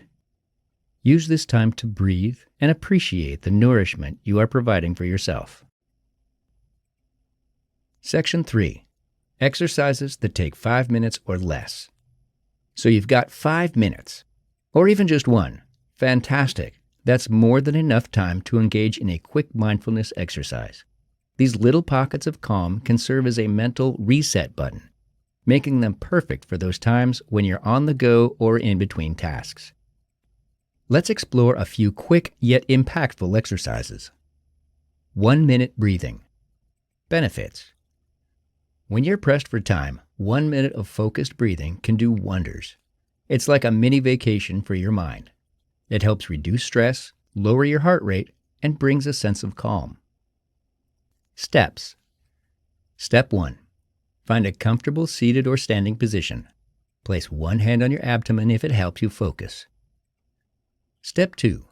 Take a deep breath in through your nose, counting to 4 as you inhale. Feel your abdomen rise. Step 3. Hold your breath for a count of 4. Step 4. Exhale slowly through your mouth for a count of 4, feeling your abdomen fall. Step 5. Hold the breath out for a count of 4. Step 6. Repeat this cycle for 1 minute or as many times as comfortable within that minute. Quick body scan. Benefits. Even a short body scan can help you become aware of physical sensations and areas of tension or discomfort. This awareness can be the first step towards relaxation and mental ease. Steps. Step 1. Sit or lie down comfortably and close your eyes if it feels okay. Step 2. Starting with your toes, bring your awareness to different parts of your body. Step 3. Slowly work your way up your body, checking in with each part, toes, feet, legs, and so on. Step 4. As you notice your body part, mentally breathe into it, imagining tension melting away. Step 5. Continue until you reach the top of your head. Take a few moments to breathe and feel your whole body. 5 senses exercise. Benefits. This quick exercise is designed to ground you in the present by engaging all your senses. It's a great tool for snapping out of a rumination or spiraling thoughts, and it's particularly useful when you find yourself overwhelmed. Steps. Step 1. Wherever you are, take a deep breath and commit to being fully present for the next few minutes. Step 2. Identify 5 things you can see around you. Take a moment to really look at them. Step 3. Pick out 4 things you can touch. It could be your clothes, a nearby object, or even the air around you. Step 4. Listen for 3 distinct sounds. It could be the chirp of a bird, the hum of an appliance, or distant traffic. Step 5. Identify 2 smells. If you can't immediately detect any, move around or sniff a nearby object. Step 6. Recognize 1 taste. If you're eating or drinking something, savor the flavor. If not, you still might notice the general taste in your mouth or the freshness of the air as you breathe. Section 4. Mindfulness apps and tools that can help. In our tech-savvy world, it's not surprising that digital aids have been developed to facilitate mindfulness. These come in various forms, from smartphone apps to wearable gadgets, and they offer an array of options to fit different lifestyles and preferences. Let's take a look. Overview of available apps. Headspace. Headspace offers guided mindfulness and meditation sessions that range from 1 minute to an hour. It's excellent for beginners, featuring a basics course that guides you through the fundamentals of mindfulness and meditation. Calm. Calm covers a broader wellness landscape, providing resources for sleep, relaxation, and meditation. It's particularly known for its sleep stories, which are designed to help you fall asleep mindfully. Insight Timer. Insight Timer is a comprehensive meditation app offering a wide variety of guided sessions, but it also includes a customizable meditation timer. The app boasts a large community of users, providing a sense of collective mindfulness. Wearable mindfulness gadgets. Smartwatches with breathing exercises. Many smartwatches now offer mindfulness and breathing exercises as part of their feature set. With a few taps, you can engage in a guided breathing session, complete with haptic feedback that helps you focus on your breath. Posture-correcting devices. These gadgets are usually worn near the upper back and vibrate to remind you when you're slouching. Mindfulness posture not only benefits your physical health, but it also enhances mental clarity and focus. Pros and cons of using digital aids. Convenience. Pros. The main advantage of digital aids is their convenience. With an app or device, you can practice mindfulness anywhere, whether you're on the bus or waiting in line at the grocery store. Cons. Sometimes the array of options and features can feel overwhelming, potentially steering you away from the simplicity that mindfulness aims to bring into your life. Potential for distraction. Pros. A well-designed app or gadget can certainly enhance your mindfulness experience, guiding you effectively through exercises and even offering reminders to take mindful breaks. Cons. However, smartphones and gadgets are often sources of distraction. Notifications, messages, and the temptation to check social media can easily pull you out of a mindful state. In the digital age, mindfulness tools can be both a boon and a bane. They offer unprecedented access to guided practices and informational resources, but they can also come with the potential for distraction. The key is to use these tools mindfully, leveraging their benefits while staying away from their limitations. Section 5. How to make it a habit.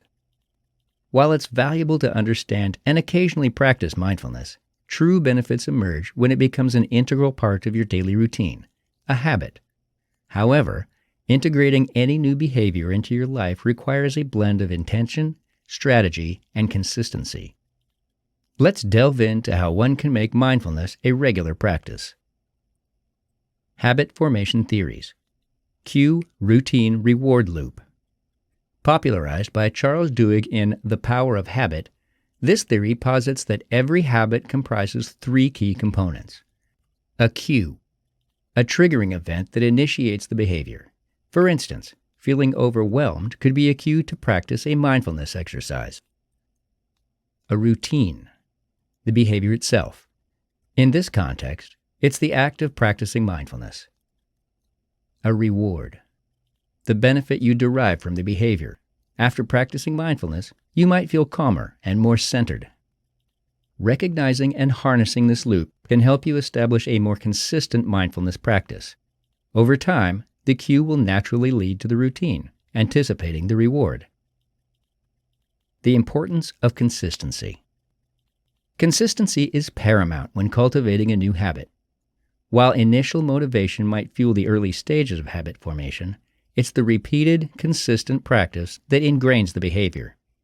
With mindfulness, even if you begin with just a minute daily, what's crucial is that you do it regularly. Tips for habit maintenance. Setting alarms or reminders. One of the most straightforward strategies is using technology to your advantage. Set daily alarms or reminders to engage in a mindfulness exercise. Over time, this external nudge can evolve into an internal prompt, but in the beginning, a little technological aid can be beneficial. Social accountability. There's a reason group workouts or study sessions can be effective. They leverage the power of social accountability. You're less likely to skip your mindfulness practice if you know someone else is expecting you to show up or check in. This could be a dedicated mindfulness buddy, a group session, or even social media communities where members share their progress and encourage one another. Building a mindfulness habit, like any other, requires patience and persistence. There will be days when it feels more challenging or when life's interruptions seem insurmountable. Yet with each return to the practice, you reinforce the habit loop, making it an organic part of your daily life. The rewards, mental clarity, reduced stress, increased awareness, are well worth the effort. Section 6. Final thoughts. As we wind down this chapter, let's take a moment to breathe and soak in what we've covered. A holistic guide to making mindfulness an on-the-go practical experience. Summary of strategies. We've explored various strategies to infuse mindfulness into everyday activities, from your commute to your work routine, and even during meal times. We also touched on exercises that take less than 5 minutes but offer significant mental clarity and relaxation. And for those who thrive on tech, there's an array of apps and gadgets designed to aid your mindfulness journey. The emphasis here is on flexibility and accessibility. Mindfulness doesn't have to be a scheduled hour-long meditation session, although it can be if you wish. It can be a series of brief, intentional pauses to reconnect with the present, each contributing to a more mindful day. The road to love. As we move ahead, our next stop is a place where mindfulness can make a tremendous impact: our relationships. Whether it's a partner, family, friends, or colleagues, every interaction offers a potential space for mindfulness to flourish. Life is bustling, busy, and at times overwhelming. But as you've learned, there's always room for mindfulness, even in a minute, even on the go. Consider this chapter your toolbox, filled with practical, quick-fire ways to bring a dash of peace and clarity into your hectic life. Until next time, be present and be well. Chapter 6. Mindfulness for Relationships. Section 1. Mindfulness for Relationships. Life is an intricate web of relationships. Some as intimate as the ones we share with our family or significant others, and some as casual as a friendly chat with a barista who makes your morning coffee. Each of these transactions enriches our life's tapestry in unique ways, contributing to our overall well-being and sense of connectedness. The significance of relationships in overall well-being. Relationships aren't just nice-to-haves. They're essential for our emotional, mental, and even physical well-being. Studies have shown that strong social connections can boost mental health, lower stress levels, and may even extend life expectancy. On the flip side, poor or inadequate relationships can be detrimental, often linked to depression, anxiety, and other health issues. The role of mindfulness in enhancing relationships. If relationships are the threads that weave our life's tapestry, then mindfulness is the skilled hand that makes each stitch more intentional and beautiful. Mindfulness can help us become more aware of our actions, our words, and even the subtle nuances of our body language. It creates room for empathy and compassion, two cornerstones of any healthy relationship. Mindfulness can be a game changer in how we approach our relationships. It allows us to pause and ask, how am I showing up in this interaction? What emotional baggage am I bringing? Am I truly listening, or am I just waiting for my turn to speak? In this chapter, we'll explore the transformative power of mindfulness within relationships, offering practical tips and techniques to enhance your interactions with the people who matter most. Ready to deepen your connections? Let's dive in. Section 2. The importance of mindful communication. Communication is the lifeline of any relationship. It's how we express love, clarify misunderstandings, share joys, and navigate challenges. But not all communication strengthens connections. Sometimes it can drive a wedge between people. This is where mindful communication can make all the difference. Understanding mindful communication. Active listening. Active listening is about being fully present when someone is speaking to you. It's not just about hearing the words, but understanding the emotion and intention behind them. Active listening means putting aside your own thoughts and judgments to fully engage with the speaker. You're not just waiting for your turn to talk. You're in the moment, making conscious effort to understand and empathize. Conscious speaking. While listening is one half of the equation, the words you choose and how you express them complete the circle.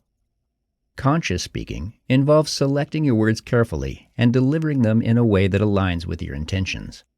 It's a commitment to clarity, honesty, and kindness in your verbal interactions. Benefits of mindful communication. Reduced misunderstandings. How often do disputes arise from misunderstandings or assumptions? Mindful communication helps to clarify the intention behind words, reducing the chances for misunderstandings and conflicts. When both parties are actively listening and speaking consciously, the messages are more likely to be received as intended. Enhanced emotional connection. Mindful communication creates a safe space for vulnerability and emotional sharing. When you truly listen to someone and express yourself authentically, you deepen the emotional bonds with that individual. This leads to more fulfilling, enriching relationships.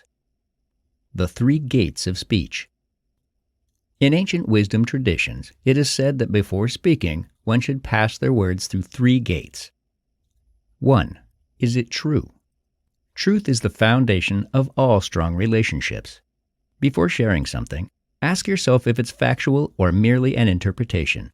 The filter of truth helps eliminate unnecessary assumptions or exaggerations. 2. Is it necessary?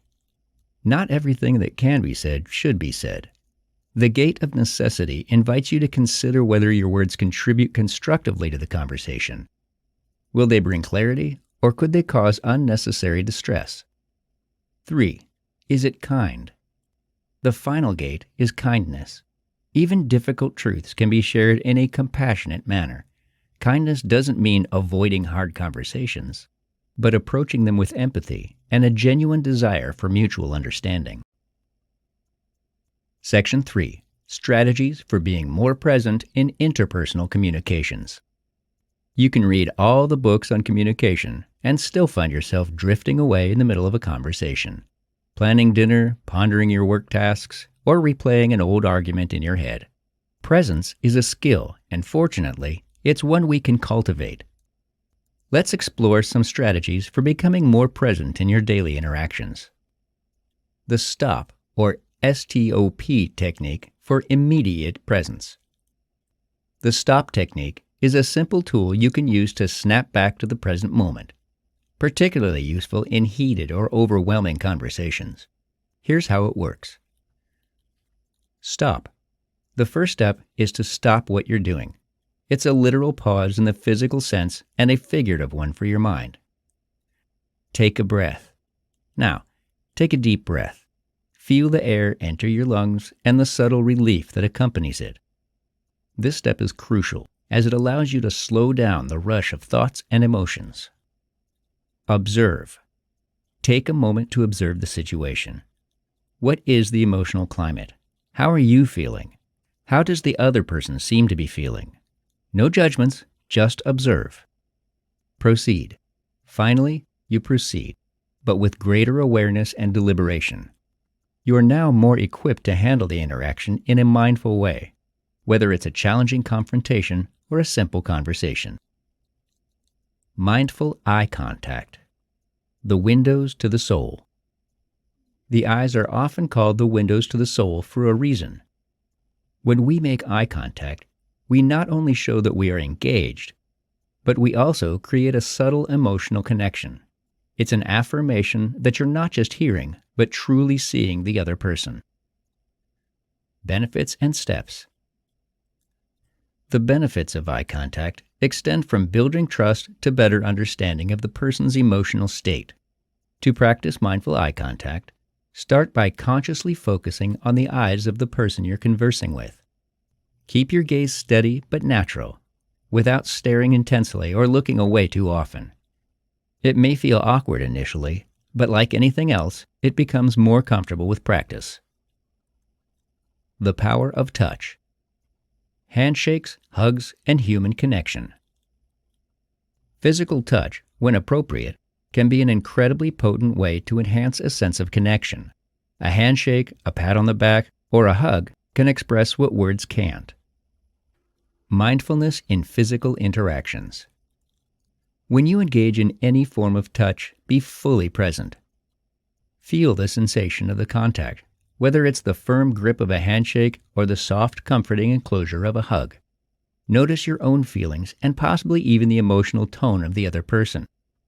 Is the touch warm and welcoming or tense and hurried? Section 4. Handling conflicts in a mindful way. In the intricate fabric of human relationships, conflicts are inevitable. However, the way we approach and manage these conflicts can spell the difference between a constructive dialogue and a destructive argument. This chapter aims to introduce you to some thoughtful strategies for handling conflicts in a manner that is not only effective, but also respectful and mindful of all parties involved. The pause before reacting. Creating emotional distance. One of the most powerful tools you have at your disposal when faced with conflict is simply to pause. Creating a moment of emotional distance allows you the time to gather your thoughts, identify your emotional state, and frame a thoughtful response. It's like a brief interlude in the cacophony, offering you a chance to catch your breath before diving back in. Benefits of the pause.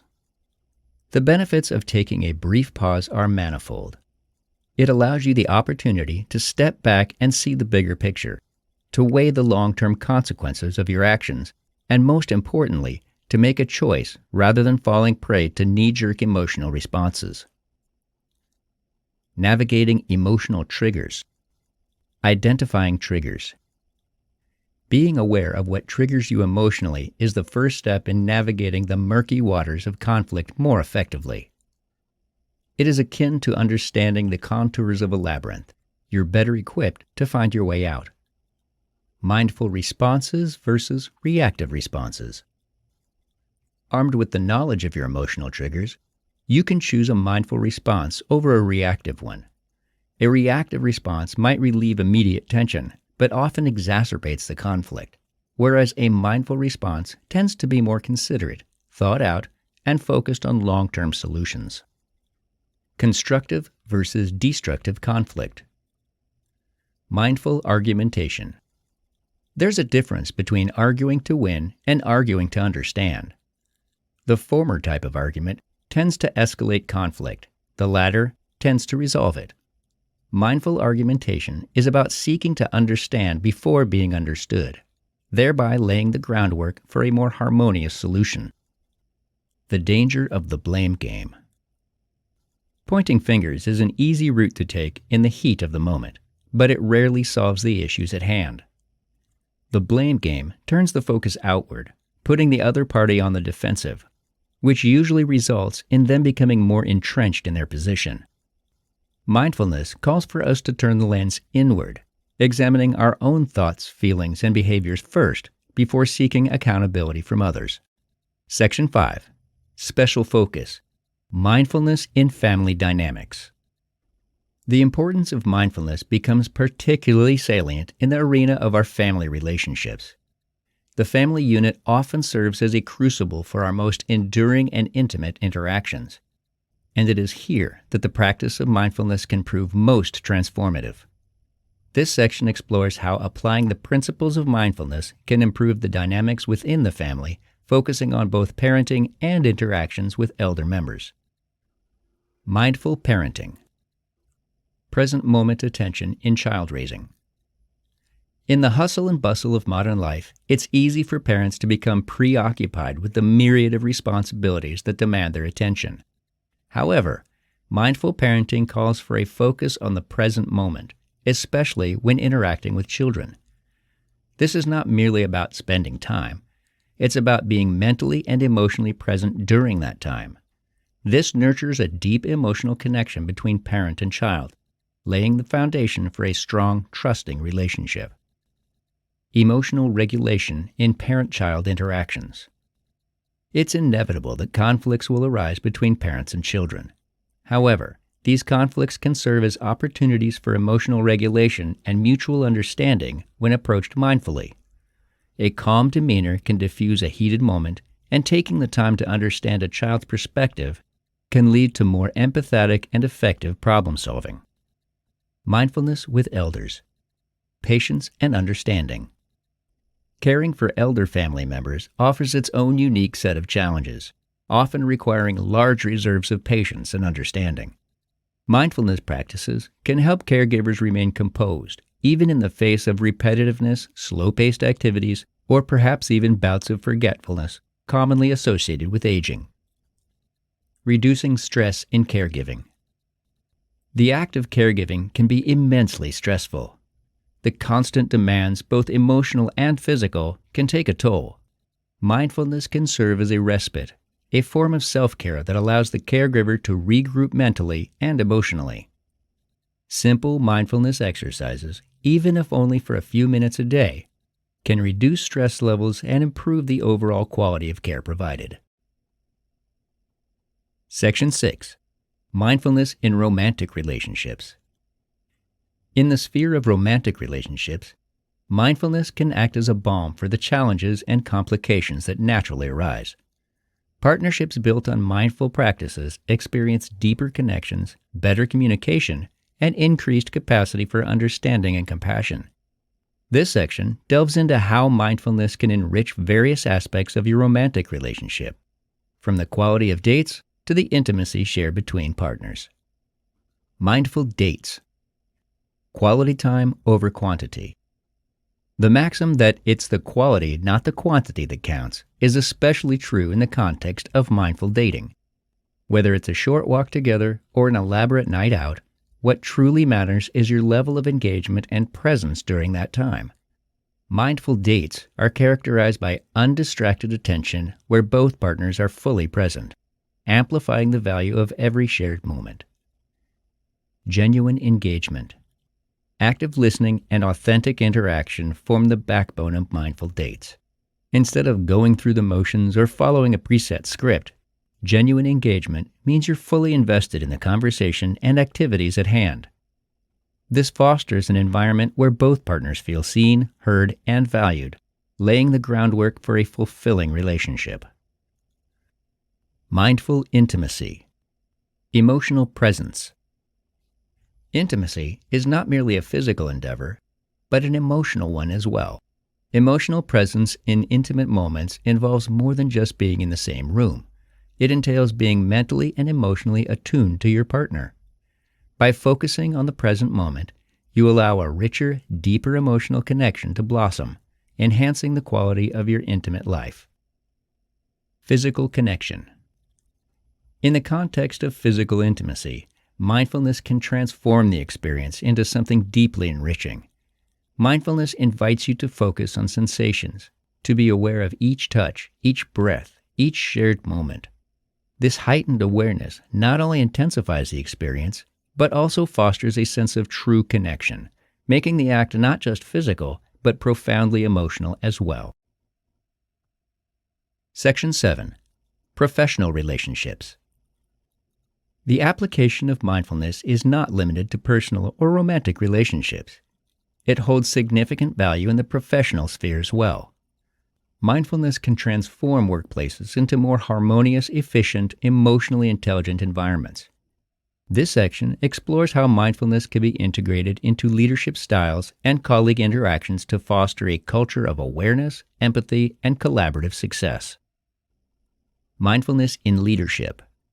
Empathy and understanding. For leaders, mindfulness is more than a buzzword. It's a vital skill that can profoundly impact their leadership style. A mindful leader is an empathetic leader, one who is attuned not just to tasks and outcomes, but also to the emotional and psychological well-being of their team. This form of leadership invites trust and mutual respect, providing a fertile ground for creativity and innovation to flourish. Decision-making. Mindfulness can also significantly enhance the decision-making process. Leaders are often required to make quick, high-stakes decisions that impact their team and organization.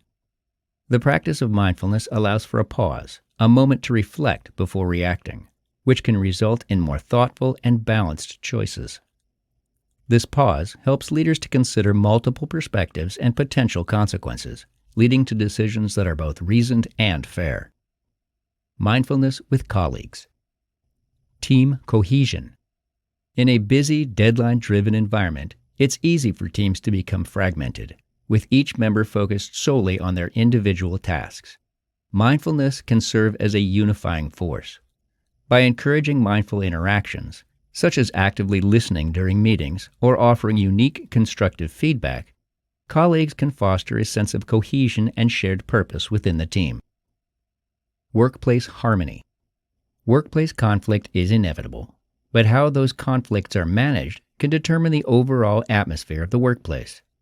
Mindfulness techniques, such as pausing before reacting or seeking to understand before being understood, can de-escalate tensions and contribute to a more harmonious work environment. When colleagues practice mindfulness, it creates a ripple effect, encouraging a culture of respect and mutual understanding. Section 8. Love's conclusion. Mindfulness is not a fleeting trend or a superficial fix. It's a profound approach to living that has the power to deeply transform the quality of our relationships. Whether within the family unit, between romantic partners, or in the workplace, mindfulness encourages us to be fully present, to act rather than react, and to engage authentically with all those around us. By applying principles of mindfulness, such as pausing before responding, understanding emotional triggers, and promoting genuine engagement, we can create an environment ripe for empathy, mutual respect, and meaningful connection. Through this lens, conflicts are not obstacles, but opportunities for growth, and each interaction becomes a chance to deepen our understanding of others and ourselves. As we explore the transformative potential of mindfulness in various types of relationships, it's worth pondering how this practice translates into our increasingly digital lives. Can mindfulness coexist with technology, or are they inherently at odds? In this next chapter, Mindfulness in the Digital World, we will delve into how to integrate mindfulness practices into our interactions with technology, ensuring that our digital lives serve to enhance rather than detract from our well-being. In the realm of screens and virtual interactions, mindfulness holds the promise of helping us navigate the complexities and paradoxes of our connected, yet often isolating digital landscape. Stay tuned to learn how to bring the power of mindfulness into every click, swipe, and scroll. Chapter 7.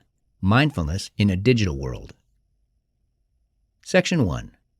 Plug out, tune in. The double-edged sword of digital connectivity.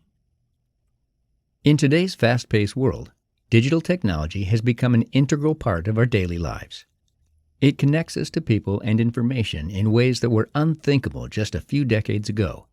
However, this unprecedented level of connectivity comes with its own set of challenges. While we can communicate with people across the globe at a click of a button, The constant barrage of notifications, messages, and updates often leaves us feeling distracted, overwhelmed, and ironically, disconnected from our immediate surroundings. The need for mindfulness in a digital landscape.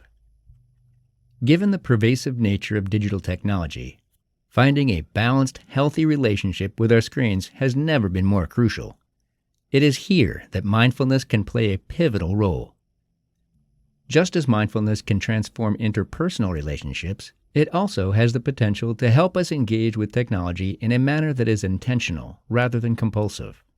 This chapter will guide you through ways to integrate mindfulness into your digital life, from setting boundaries on social media to practicing digital detoxes so that your online interactions can be as meaningful and enriching as your offline ones. As we navigate this labyrinth of endless information and digital stimuli, mindfulness offers a compass, helping us to stay centered, focused, and most importantly, human. Section 2. Challenges and distractions from smartphones and social media. The attention economy. Notifications and interruptions.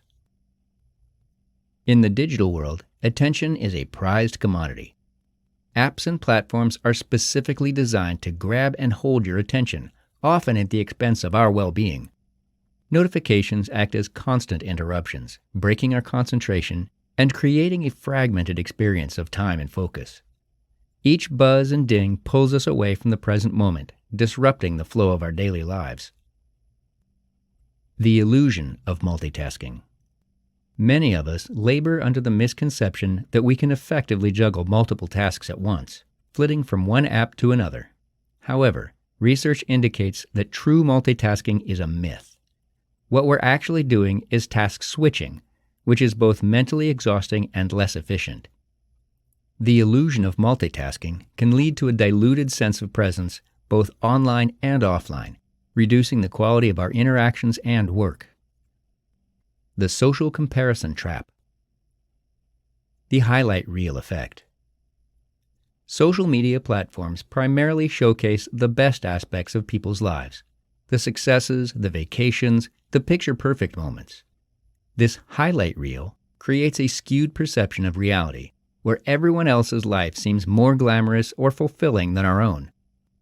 This can lead to feelings of inadequacy and perpetuate a cycle of comparison that rarely serves our well-being.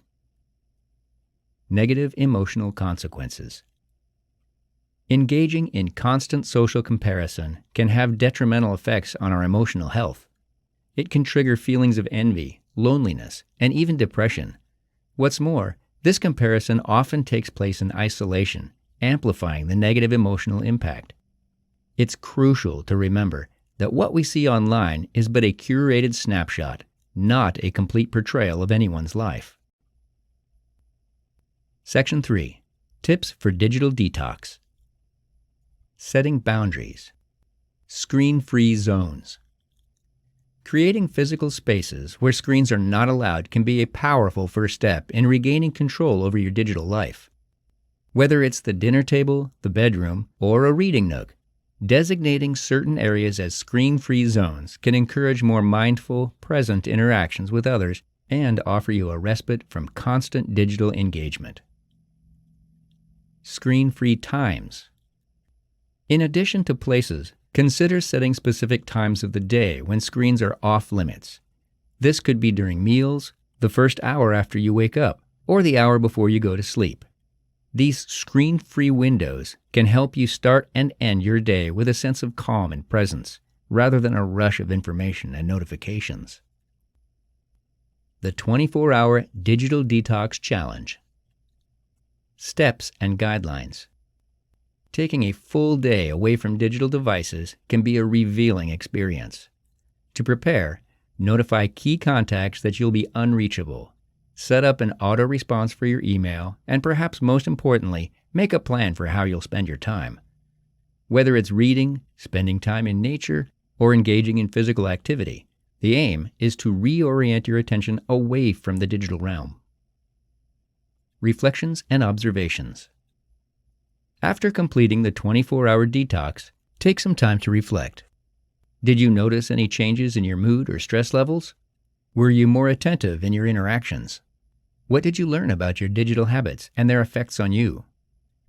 These observations can offer valuable insights into long-term changes in your relationship with technology. App limiters and trackers. How they work. App limiters and trackers can help you monitor and control your digital usage. These tools can set daily or weekly limits on app usage, block distracting websites, and provide insights into your screen time. Many smartphones come with built-in tracking features, but third-party apps offer more customizable options. Recommendations for effective usage.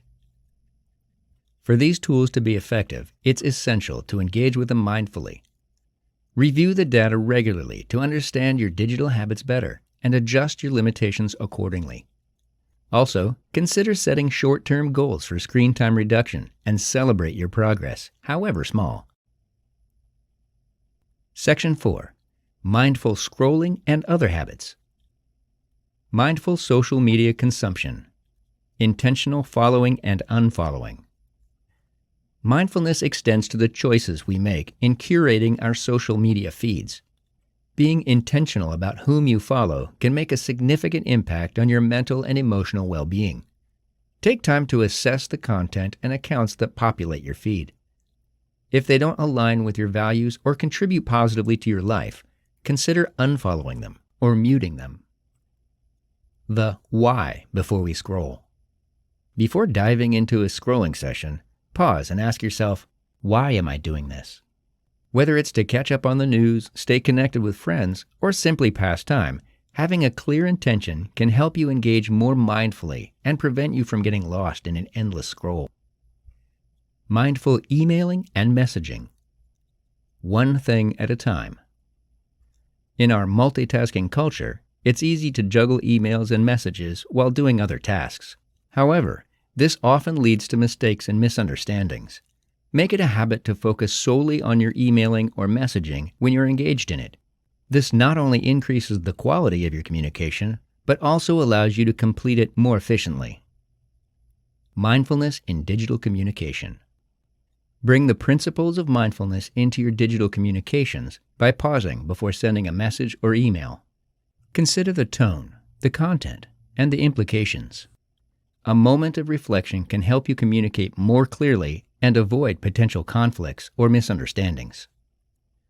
Mindful gaming and video consumption. Setting time limits. Just like the social media and messaging apps, setting boundaries for gaming and video consumption can make your digital experience more fulfilling. Decide in advance how much time you wish to spend and set a timer if necessary. This preset limit encourages you to engage more deeply with the content, knowing that your time is finite. Emotional check-ins. Regularly check in with how you're feeling during gaming or while watching videos. Are you enjoying the experience, or are you merely using it to escape, procrastinate, or numb yourself? Being aware of your emotional state can help you make more mindful choices about whether to continue or to engage in another, potentially more rewarding activity. Section 5. How to be present during video calls. In our increasingly virtual world, a large chunk of our social and professional interactions have moved online. Video calls via platforms like Zoom, Microsoft Teams, or Skype are now the normal, but being present during these calls can sometimes be even more challenging. Let's delve into this. The Zoom fatigue phenomenon. Causes. You may have heard of or even experienced the Zoom fatigue.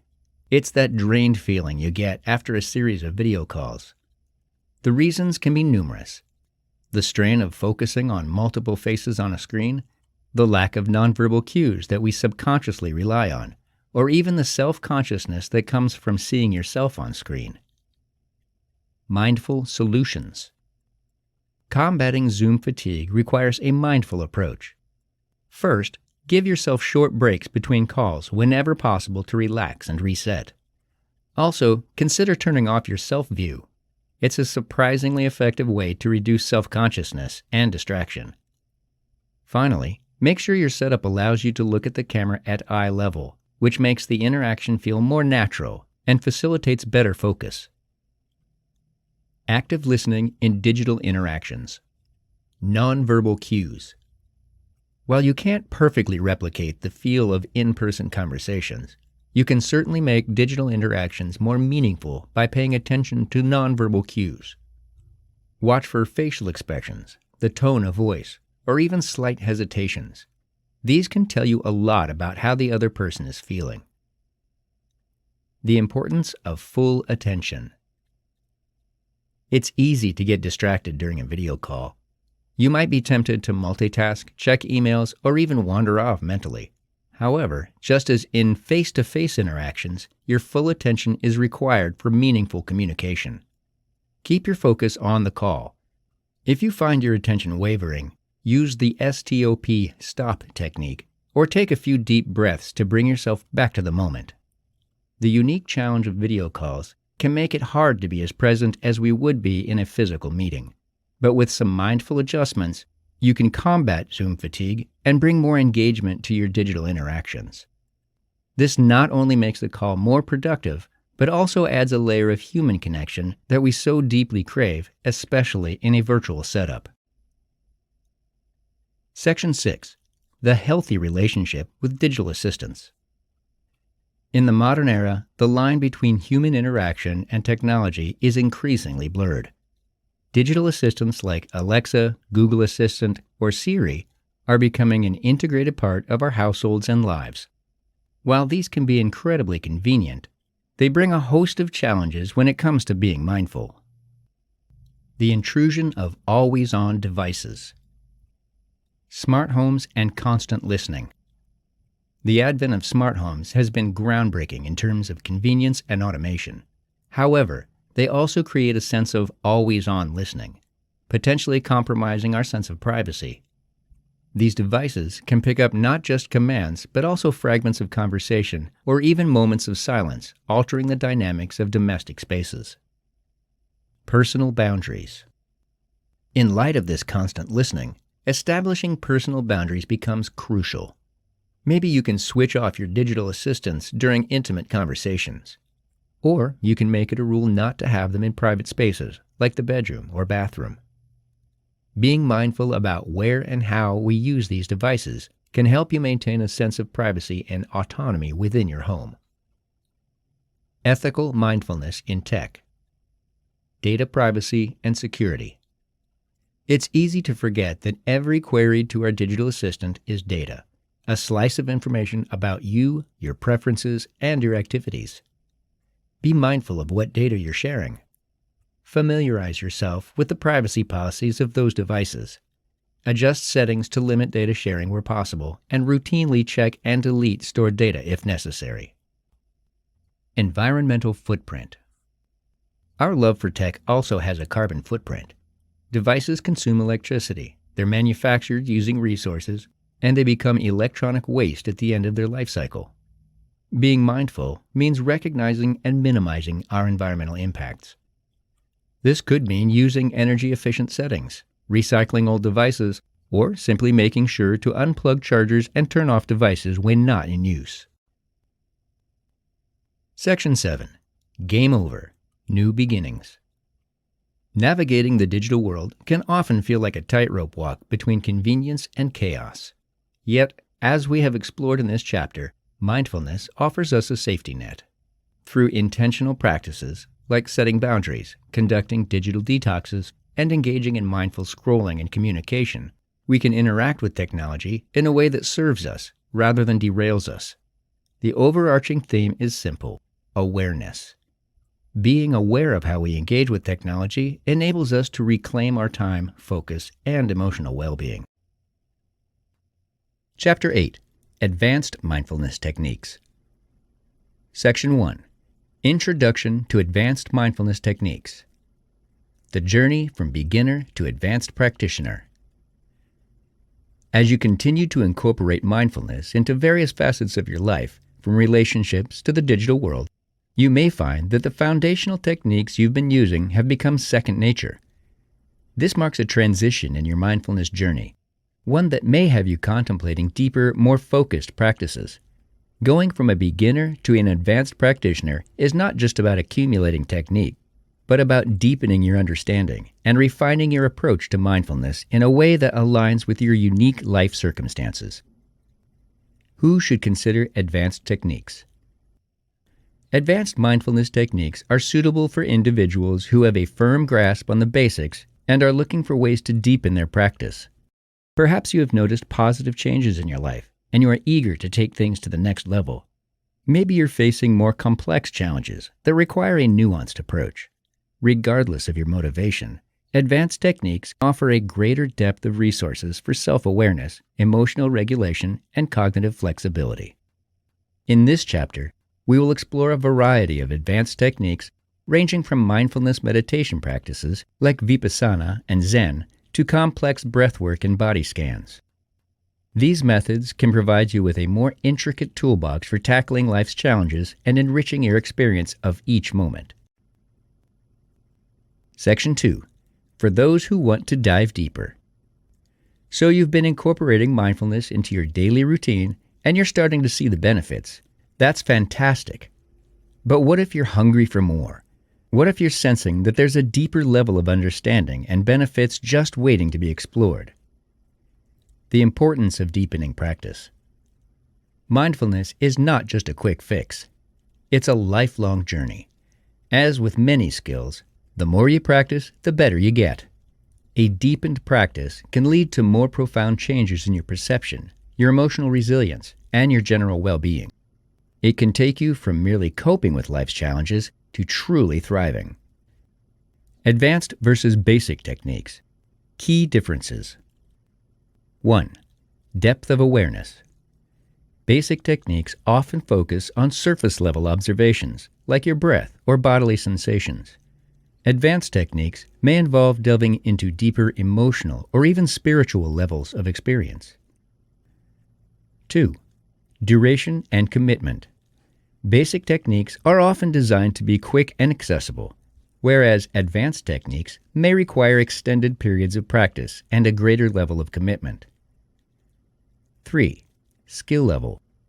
Advanced techniques often require a more nuanced understanding of mindfulness concepts, including a robust ability to maintain focus, manage distractions, and navigate emotional landscapes more skillfully. 4. Integration into life. While basic techniques can easily be integrated into daily routines, advanced techniques may require specific settings or periods of isolation for deeper introspection. Taking your mindfulness practice to the next level is like going from a basic yoga class to an advanced one. It requires more from you, but it also gives you more in return. If you're finding value in your practice, investing more time and effort to deepen it can be one of the most rewarding decisions you'll ever make. Section 3. Loving Kindness Meditation. The concept and origins. Metta in Buddhist philosophy. Loving kindness meditation, also known as metta in Pali, has its roots in Buddhist philosophy. The term metta translates to benevolence, love, and kindness, and the practice focuses on cultivating these attributes towards oneself and others. In Buddhist teachings, metta is considered one of the 4 divine abodes, along with compassion, empathetic joy, and equanimity. Broadening the compassionate mind. Loving kindness meditation is not limited to any specific culture or religious belief system. Its universal appeal lies in the ability to broaden one's compassionate mind. By deliberately generating thoughts of kindness and goodwill, we can gradually reshape our emotional landscape, transforming how we relate to ourselves and the world. How to practice loving kindness meditation. The 4 phrases. The core of the practice involves silently repeating 4 phrases aimed at sending goodwill first to oneself and then extending it outwards. These phrases can vary, but often include, "May I be safe," "May I be happy," "May I be healthy," and "May I live with ease." Expanding the circle of compassion. After directing these phrases towards yourself, the practice involves expanding the circle of compassion to others. This can start with loved ones and gradually extend to acquaintances, strangers, or even individuals with whom you may have conflicts. The intention is to cultivate an indiscriminate compassion that encompasses all beings. Benefits of loving-kind meditation. Improved emotional well-being. Regular practice of loving-kind meditation has been shown to improve emotional well-being. It can help reduce symptoms of anxiety and depression while fostering a greater sense of inner peace and happiness. Enhanced interpersonal relationships. As you cultivate an attitude of kindness and compassion, these qualities naturally extend into your interactions with others. Research suggests that loving-kindness meditation can improve empathy and understanding, qualities that are crucial for sustaining healthy interpersonal relationships. Section 4. Mindfulness-Based Stress Reduction, MBSR. Background and Foundation. Jon Kabat-Zinn and the Stress Clinic. Mindfulness-Based Stress Reduction, MBSR, is a structured program developed by Dr. Jon Kabat-Zinn at the University of Massachusetts Medical School in 1979. The program was initially designed to assist people dealing with chronic pain and stress-related disorders. Kabat-Zinn founded the Stress Reduction Clinic to facilitate this program, bridging the gap between traditional Eastern mindfulness practices and Western medicine. An integrated approach. MBSR is an integrative approach that combines mindfulness meditation and yoga with elements of cognitive therapy. The aim is to offer practical skills for managing stress, improving mental health, and enhancing the quality of life. The program typically spans 8 weeks and includes formal instruction, guided practice, and group discussions. Core components of MBSR. Body scan meditation. One of the fundamental techniques in MBSR is body scan meditation. In this practice, attention is systematically directed to different parts of the body, from the toes to the head, to observe sensations without judgment. The body scan serves to increase awareness of bodily sensations and can be particularly helpful in understanding stress signals. Mindful movement. Mindful movement, often incorporating principles of yoga, is another essential element of MBSR. These exercises aim to cultivate awareness of bodily movements and postures.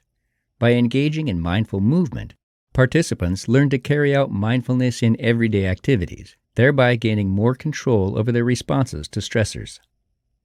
Group discussions. An essential component of the MBSR program involves group discussions. These sessions serve as a platform for participants to share their experiences, challenges, and insights gained during the practice. This collective sharing helps individuals realize that they are not alone in their struggles, creating a sense of community and mutual support. Benefits and research findings. Stress reduction metrics.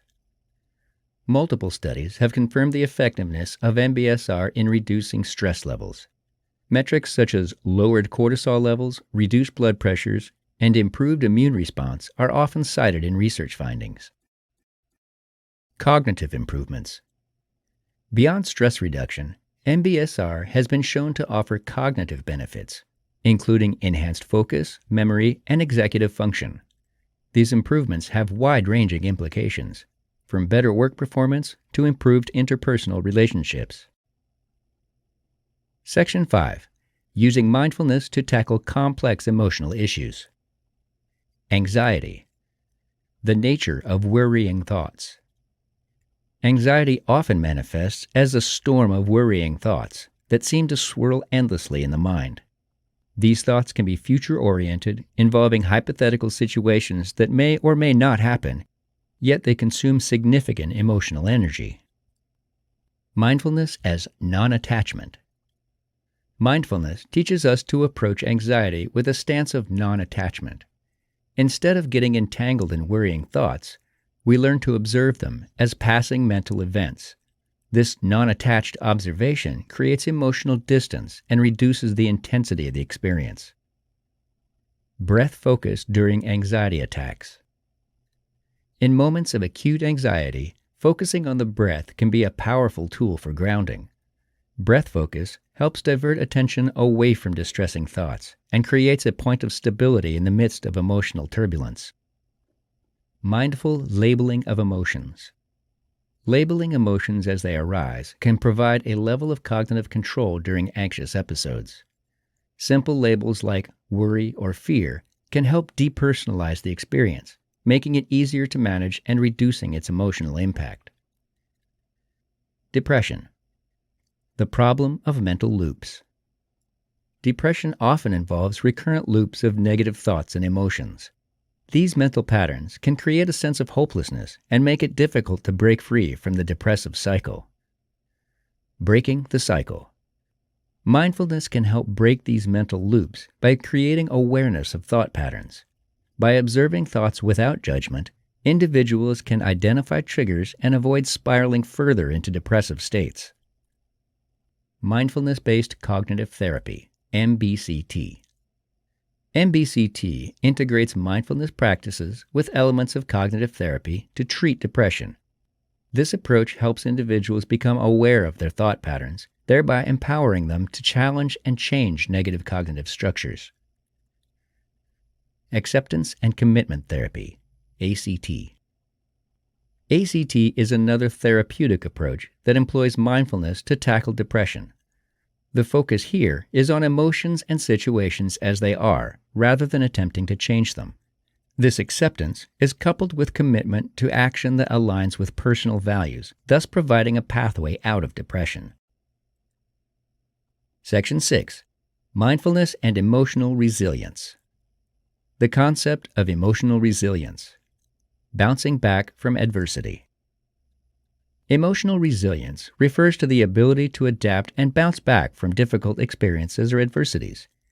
Rather than avoiding challenges or succumbing to despair, emotional resilience enables you to face difficulties head-on and recover more quickly. Emotional equanimity. A key aspect to emotional resilience is emotional equanimity, or the ability to maintain a balanced emotional state. Mindfulness fosters this equanimity by helping you become aware of your emotional responses, thus enabling you to manage them more effectively. Techniques for building emotional resilience. Observe, reflect, respond method. One technique for enhancing emotional resilience is the observe, reflect, respond method. In this approach, the first step is to observe your emotional state without judgment. Second, reflect on the emotions you're experiencing and identify any triggers or patterns. Finally, respond to the situation in a manner that aligns with your values and desired outcomes, rather than reacting impulsively. The gratitude practice. Practicing gratitude can be another powerful tool for building emotional resilience. By focusing on the positive aspects of your life, you can cultivate a sense of abundance and well-being. The practice involves identifying things you're grateful for on a regular basis, whether it's simple everyday occurrences or more significant life events. This focus on positivity can shift your mindset and contribute to greater emotional balance. Section 7. Summary of Advanced Techniques. This chapter has explored the depths of advanced mindfulness techniques, from the enriching practices of loving-kindness meditation and mindfulness-based stress reduction to using mindfulness for tackling complex emotional challenges such as anxiety and depression.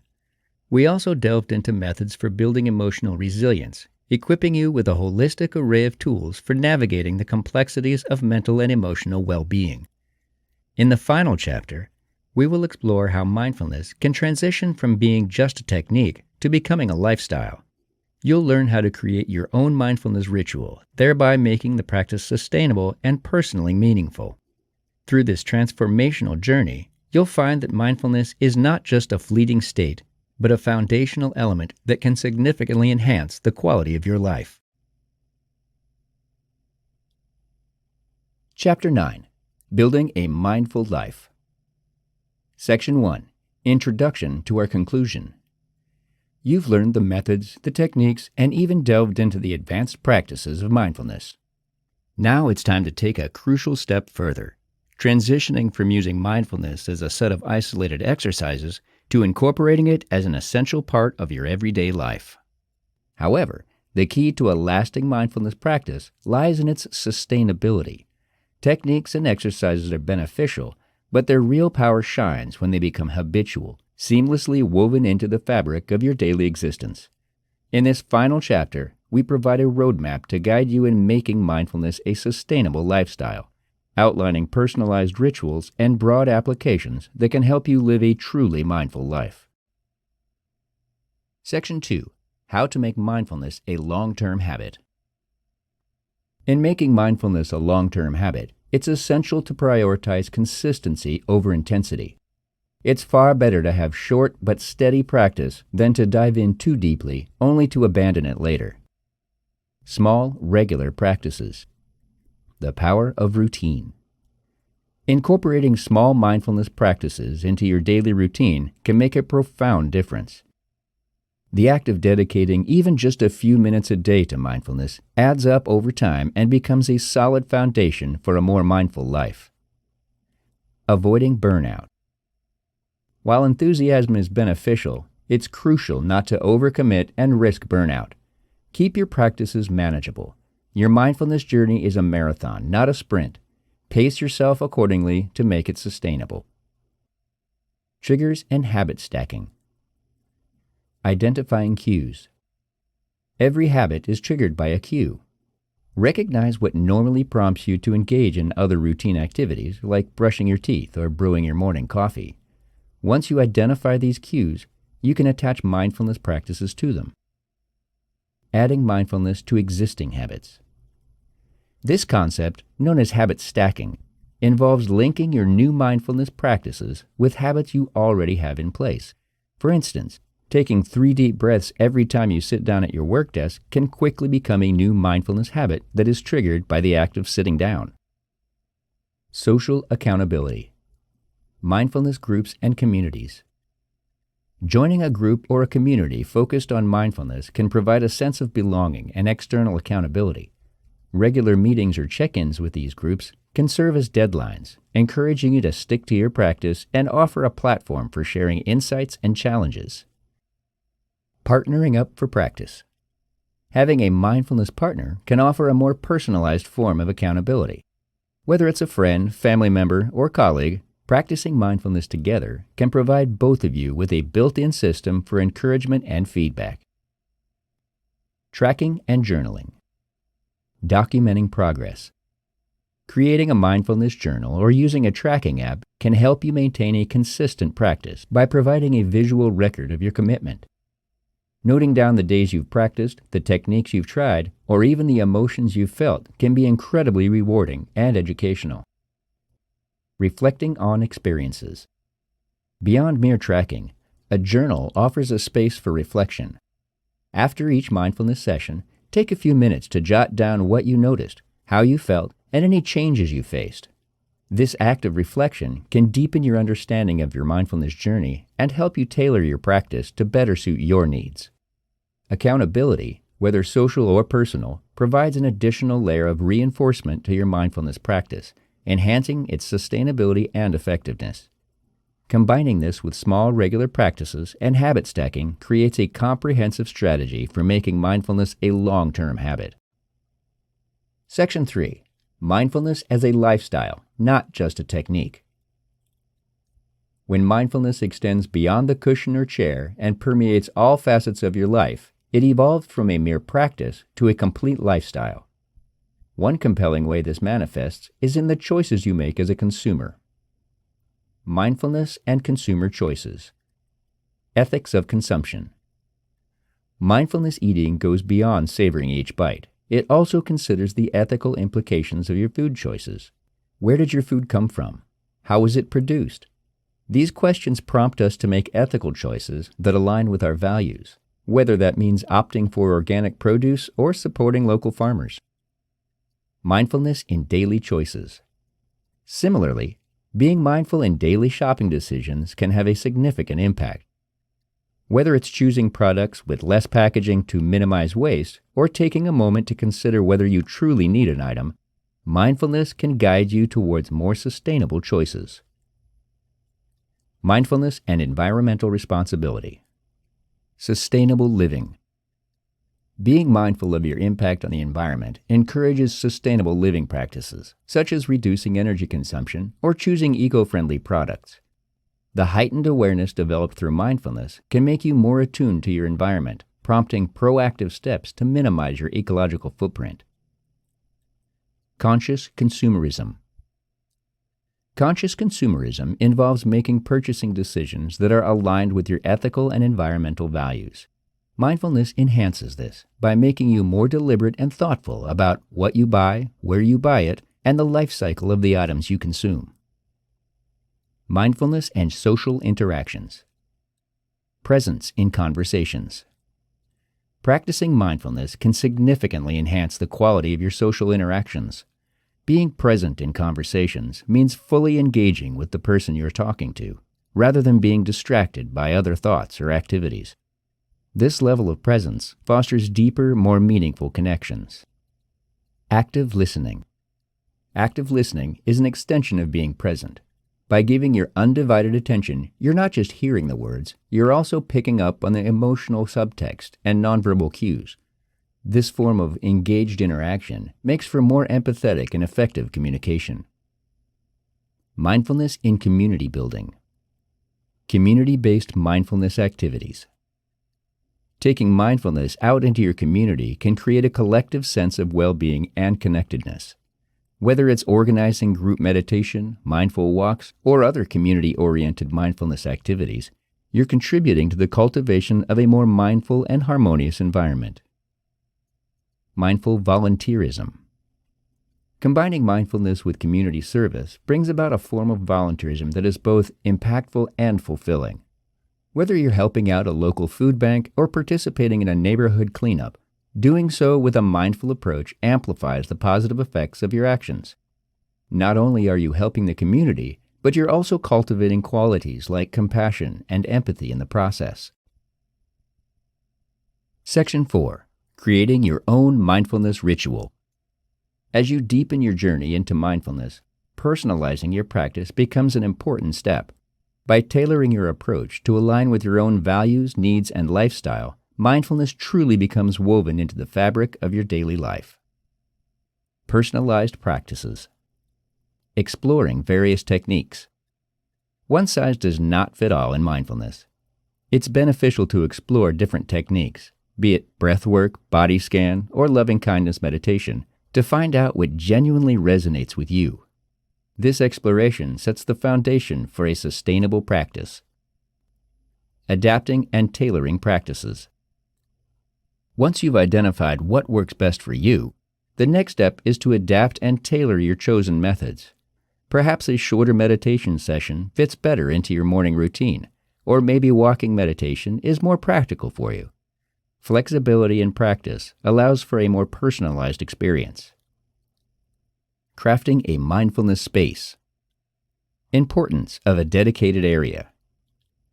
Having a dedicated space for your mindfulness practice can be invaluable. It serves as a physical reminder of your commitment and provides a sanctuary where you can fully engage in mindfulness without distractions. Suggestions for setup. Creating your mindfulness space doesn't require much. A comfortable chair or cushion, subdued lighting, and perhaps some soft background music or nature sounds can suffice. The aim is to create an environment that supports calmness and focus, helping you to get the most of your practice. Morning rituals. Mindful mornings for a focused day. Starting your day with mindfulness can set a positive tone for the hours ahead.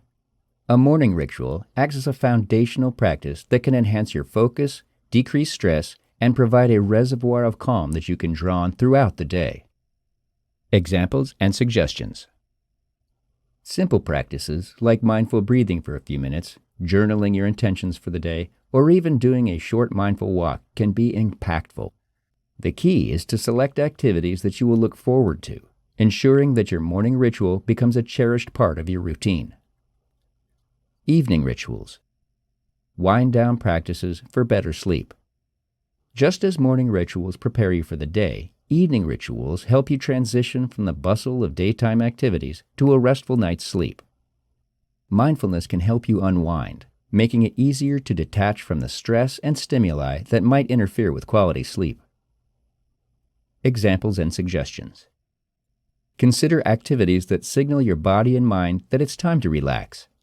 This could be a body scan meditation to identify and release tension, a gratitude journal to reflect on the positive moments of your day, or perhaps a gentle, mindful stretching routine to prepare your body for rest. Section 5. Conclusion. This book has taken you on a comprehensive journey through the multifaceted world of mindfulness, from basic techniques to more advanced practices. We've covered how to make mindfulness a long-term habit, explored its role in various aspects of life, from family dynamics to the digital world, and even touched on making it a lifestyle choice. Through small, consistent practices, personalized rituals, and mindfulness as an ethic for living, you have the tools you need to build a truly mindful life. Mindfulness is more than just a technique for stress reduction or a momentary pause in a hectic life. When practiced consistently and genuinely, it has the power to transform. It can reshape how you interact with the world, deepen your relationships, and imbue your daily life with a sense of purpose and tranquility. The path of mindfulness is a journey of endless discovery. Each step you take enriches your life in ways both subtle and profound.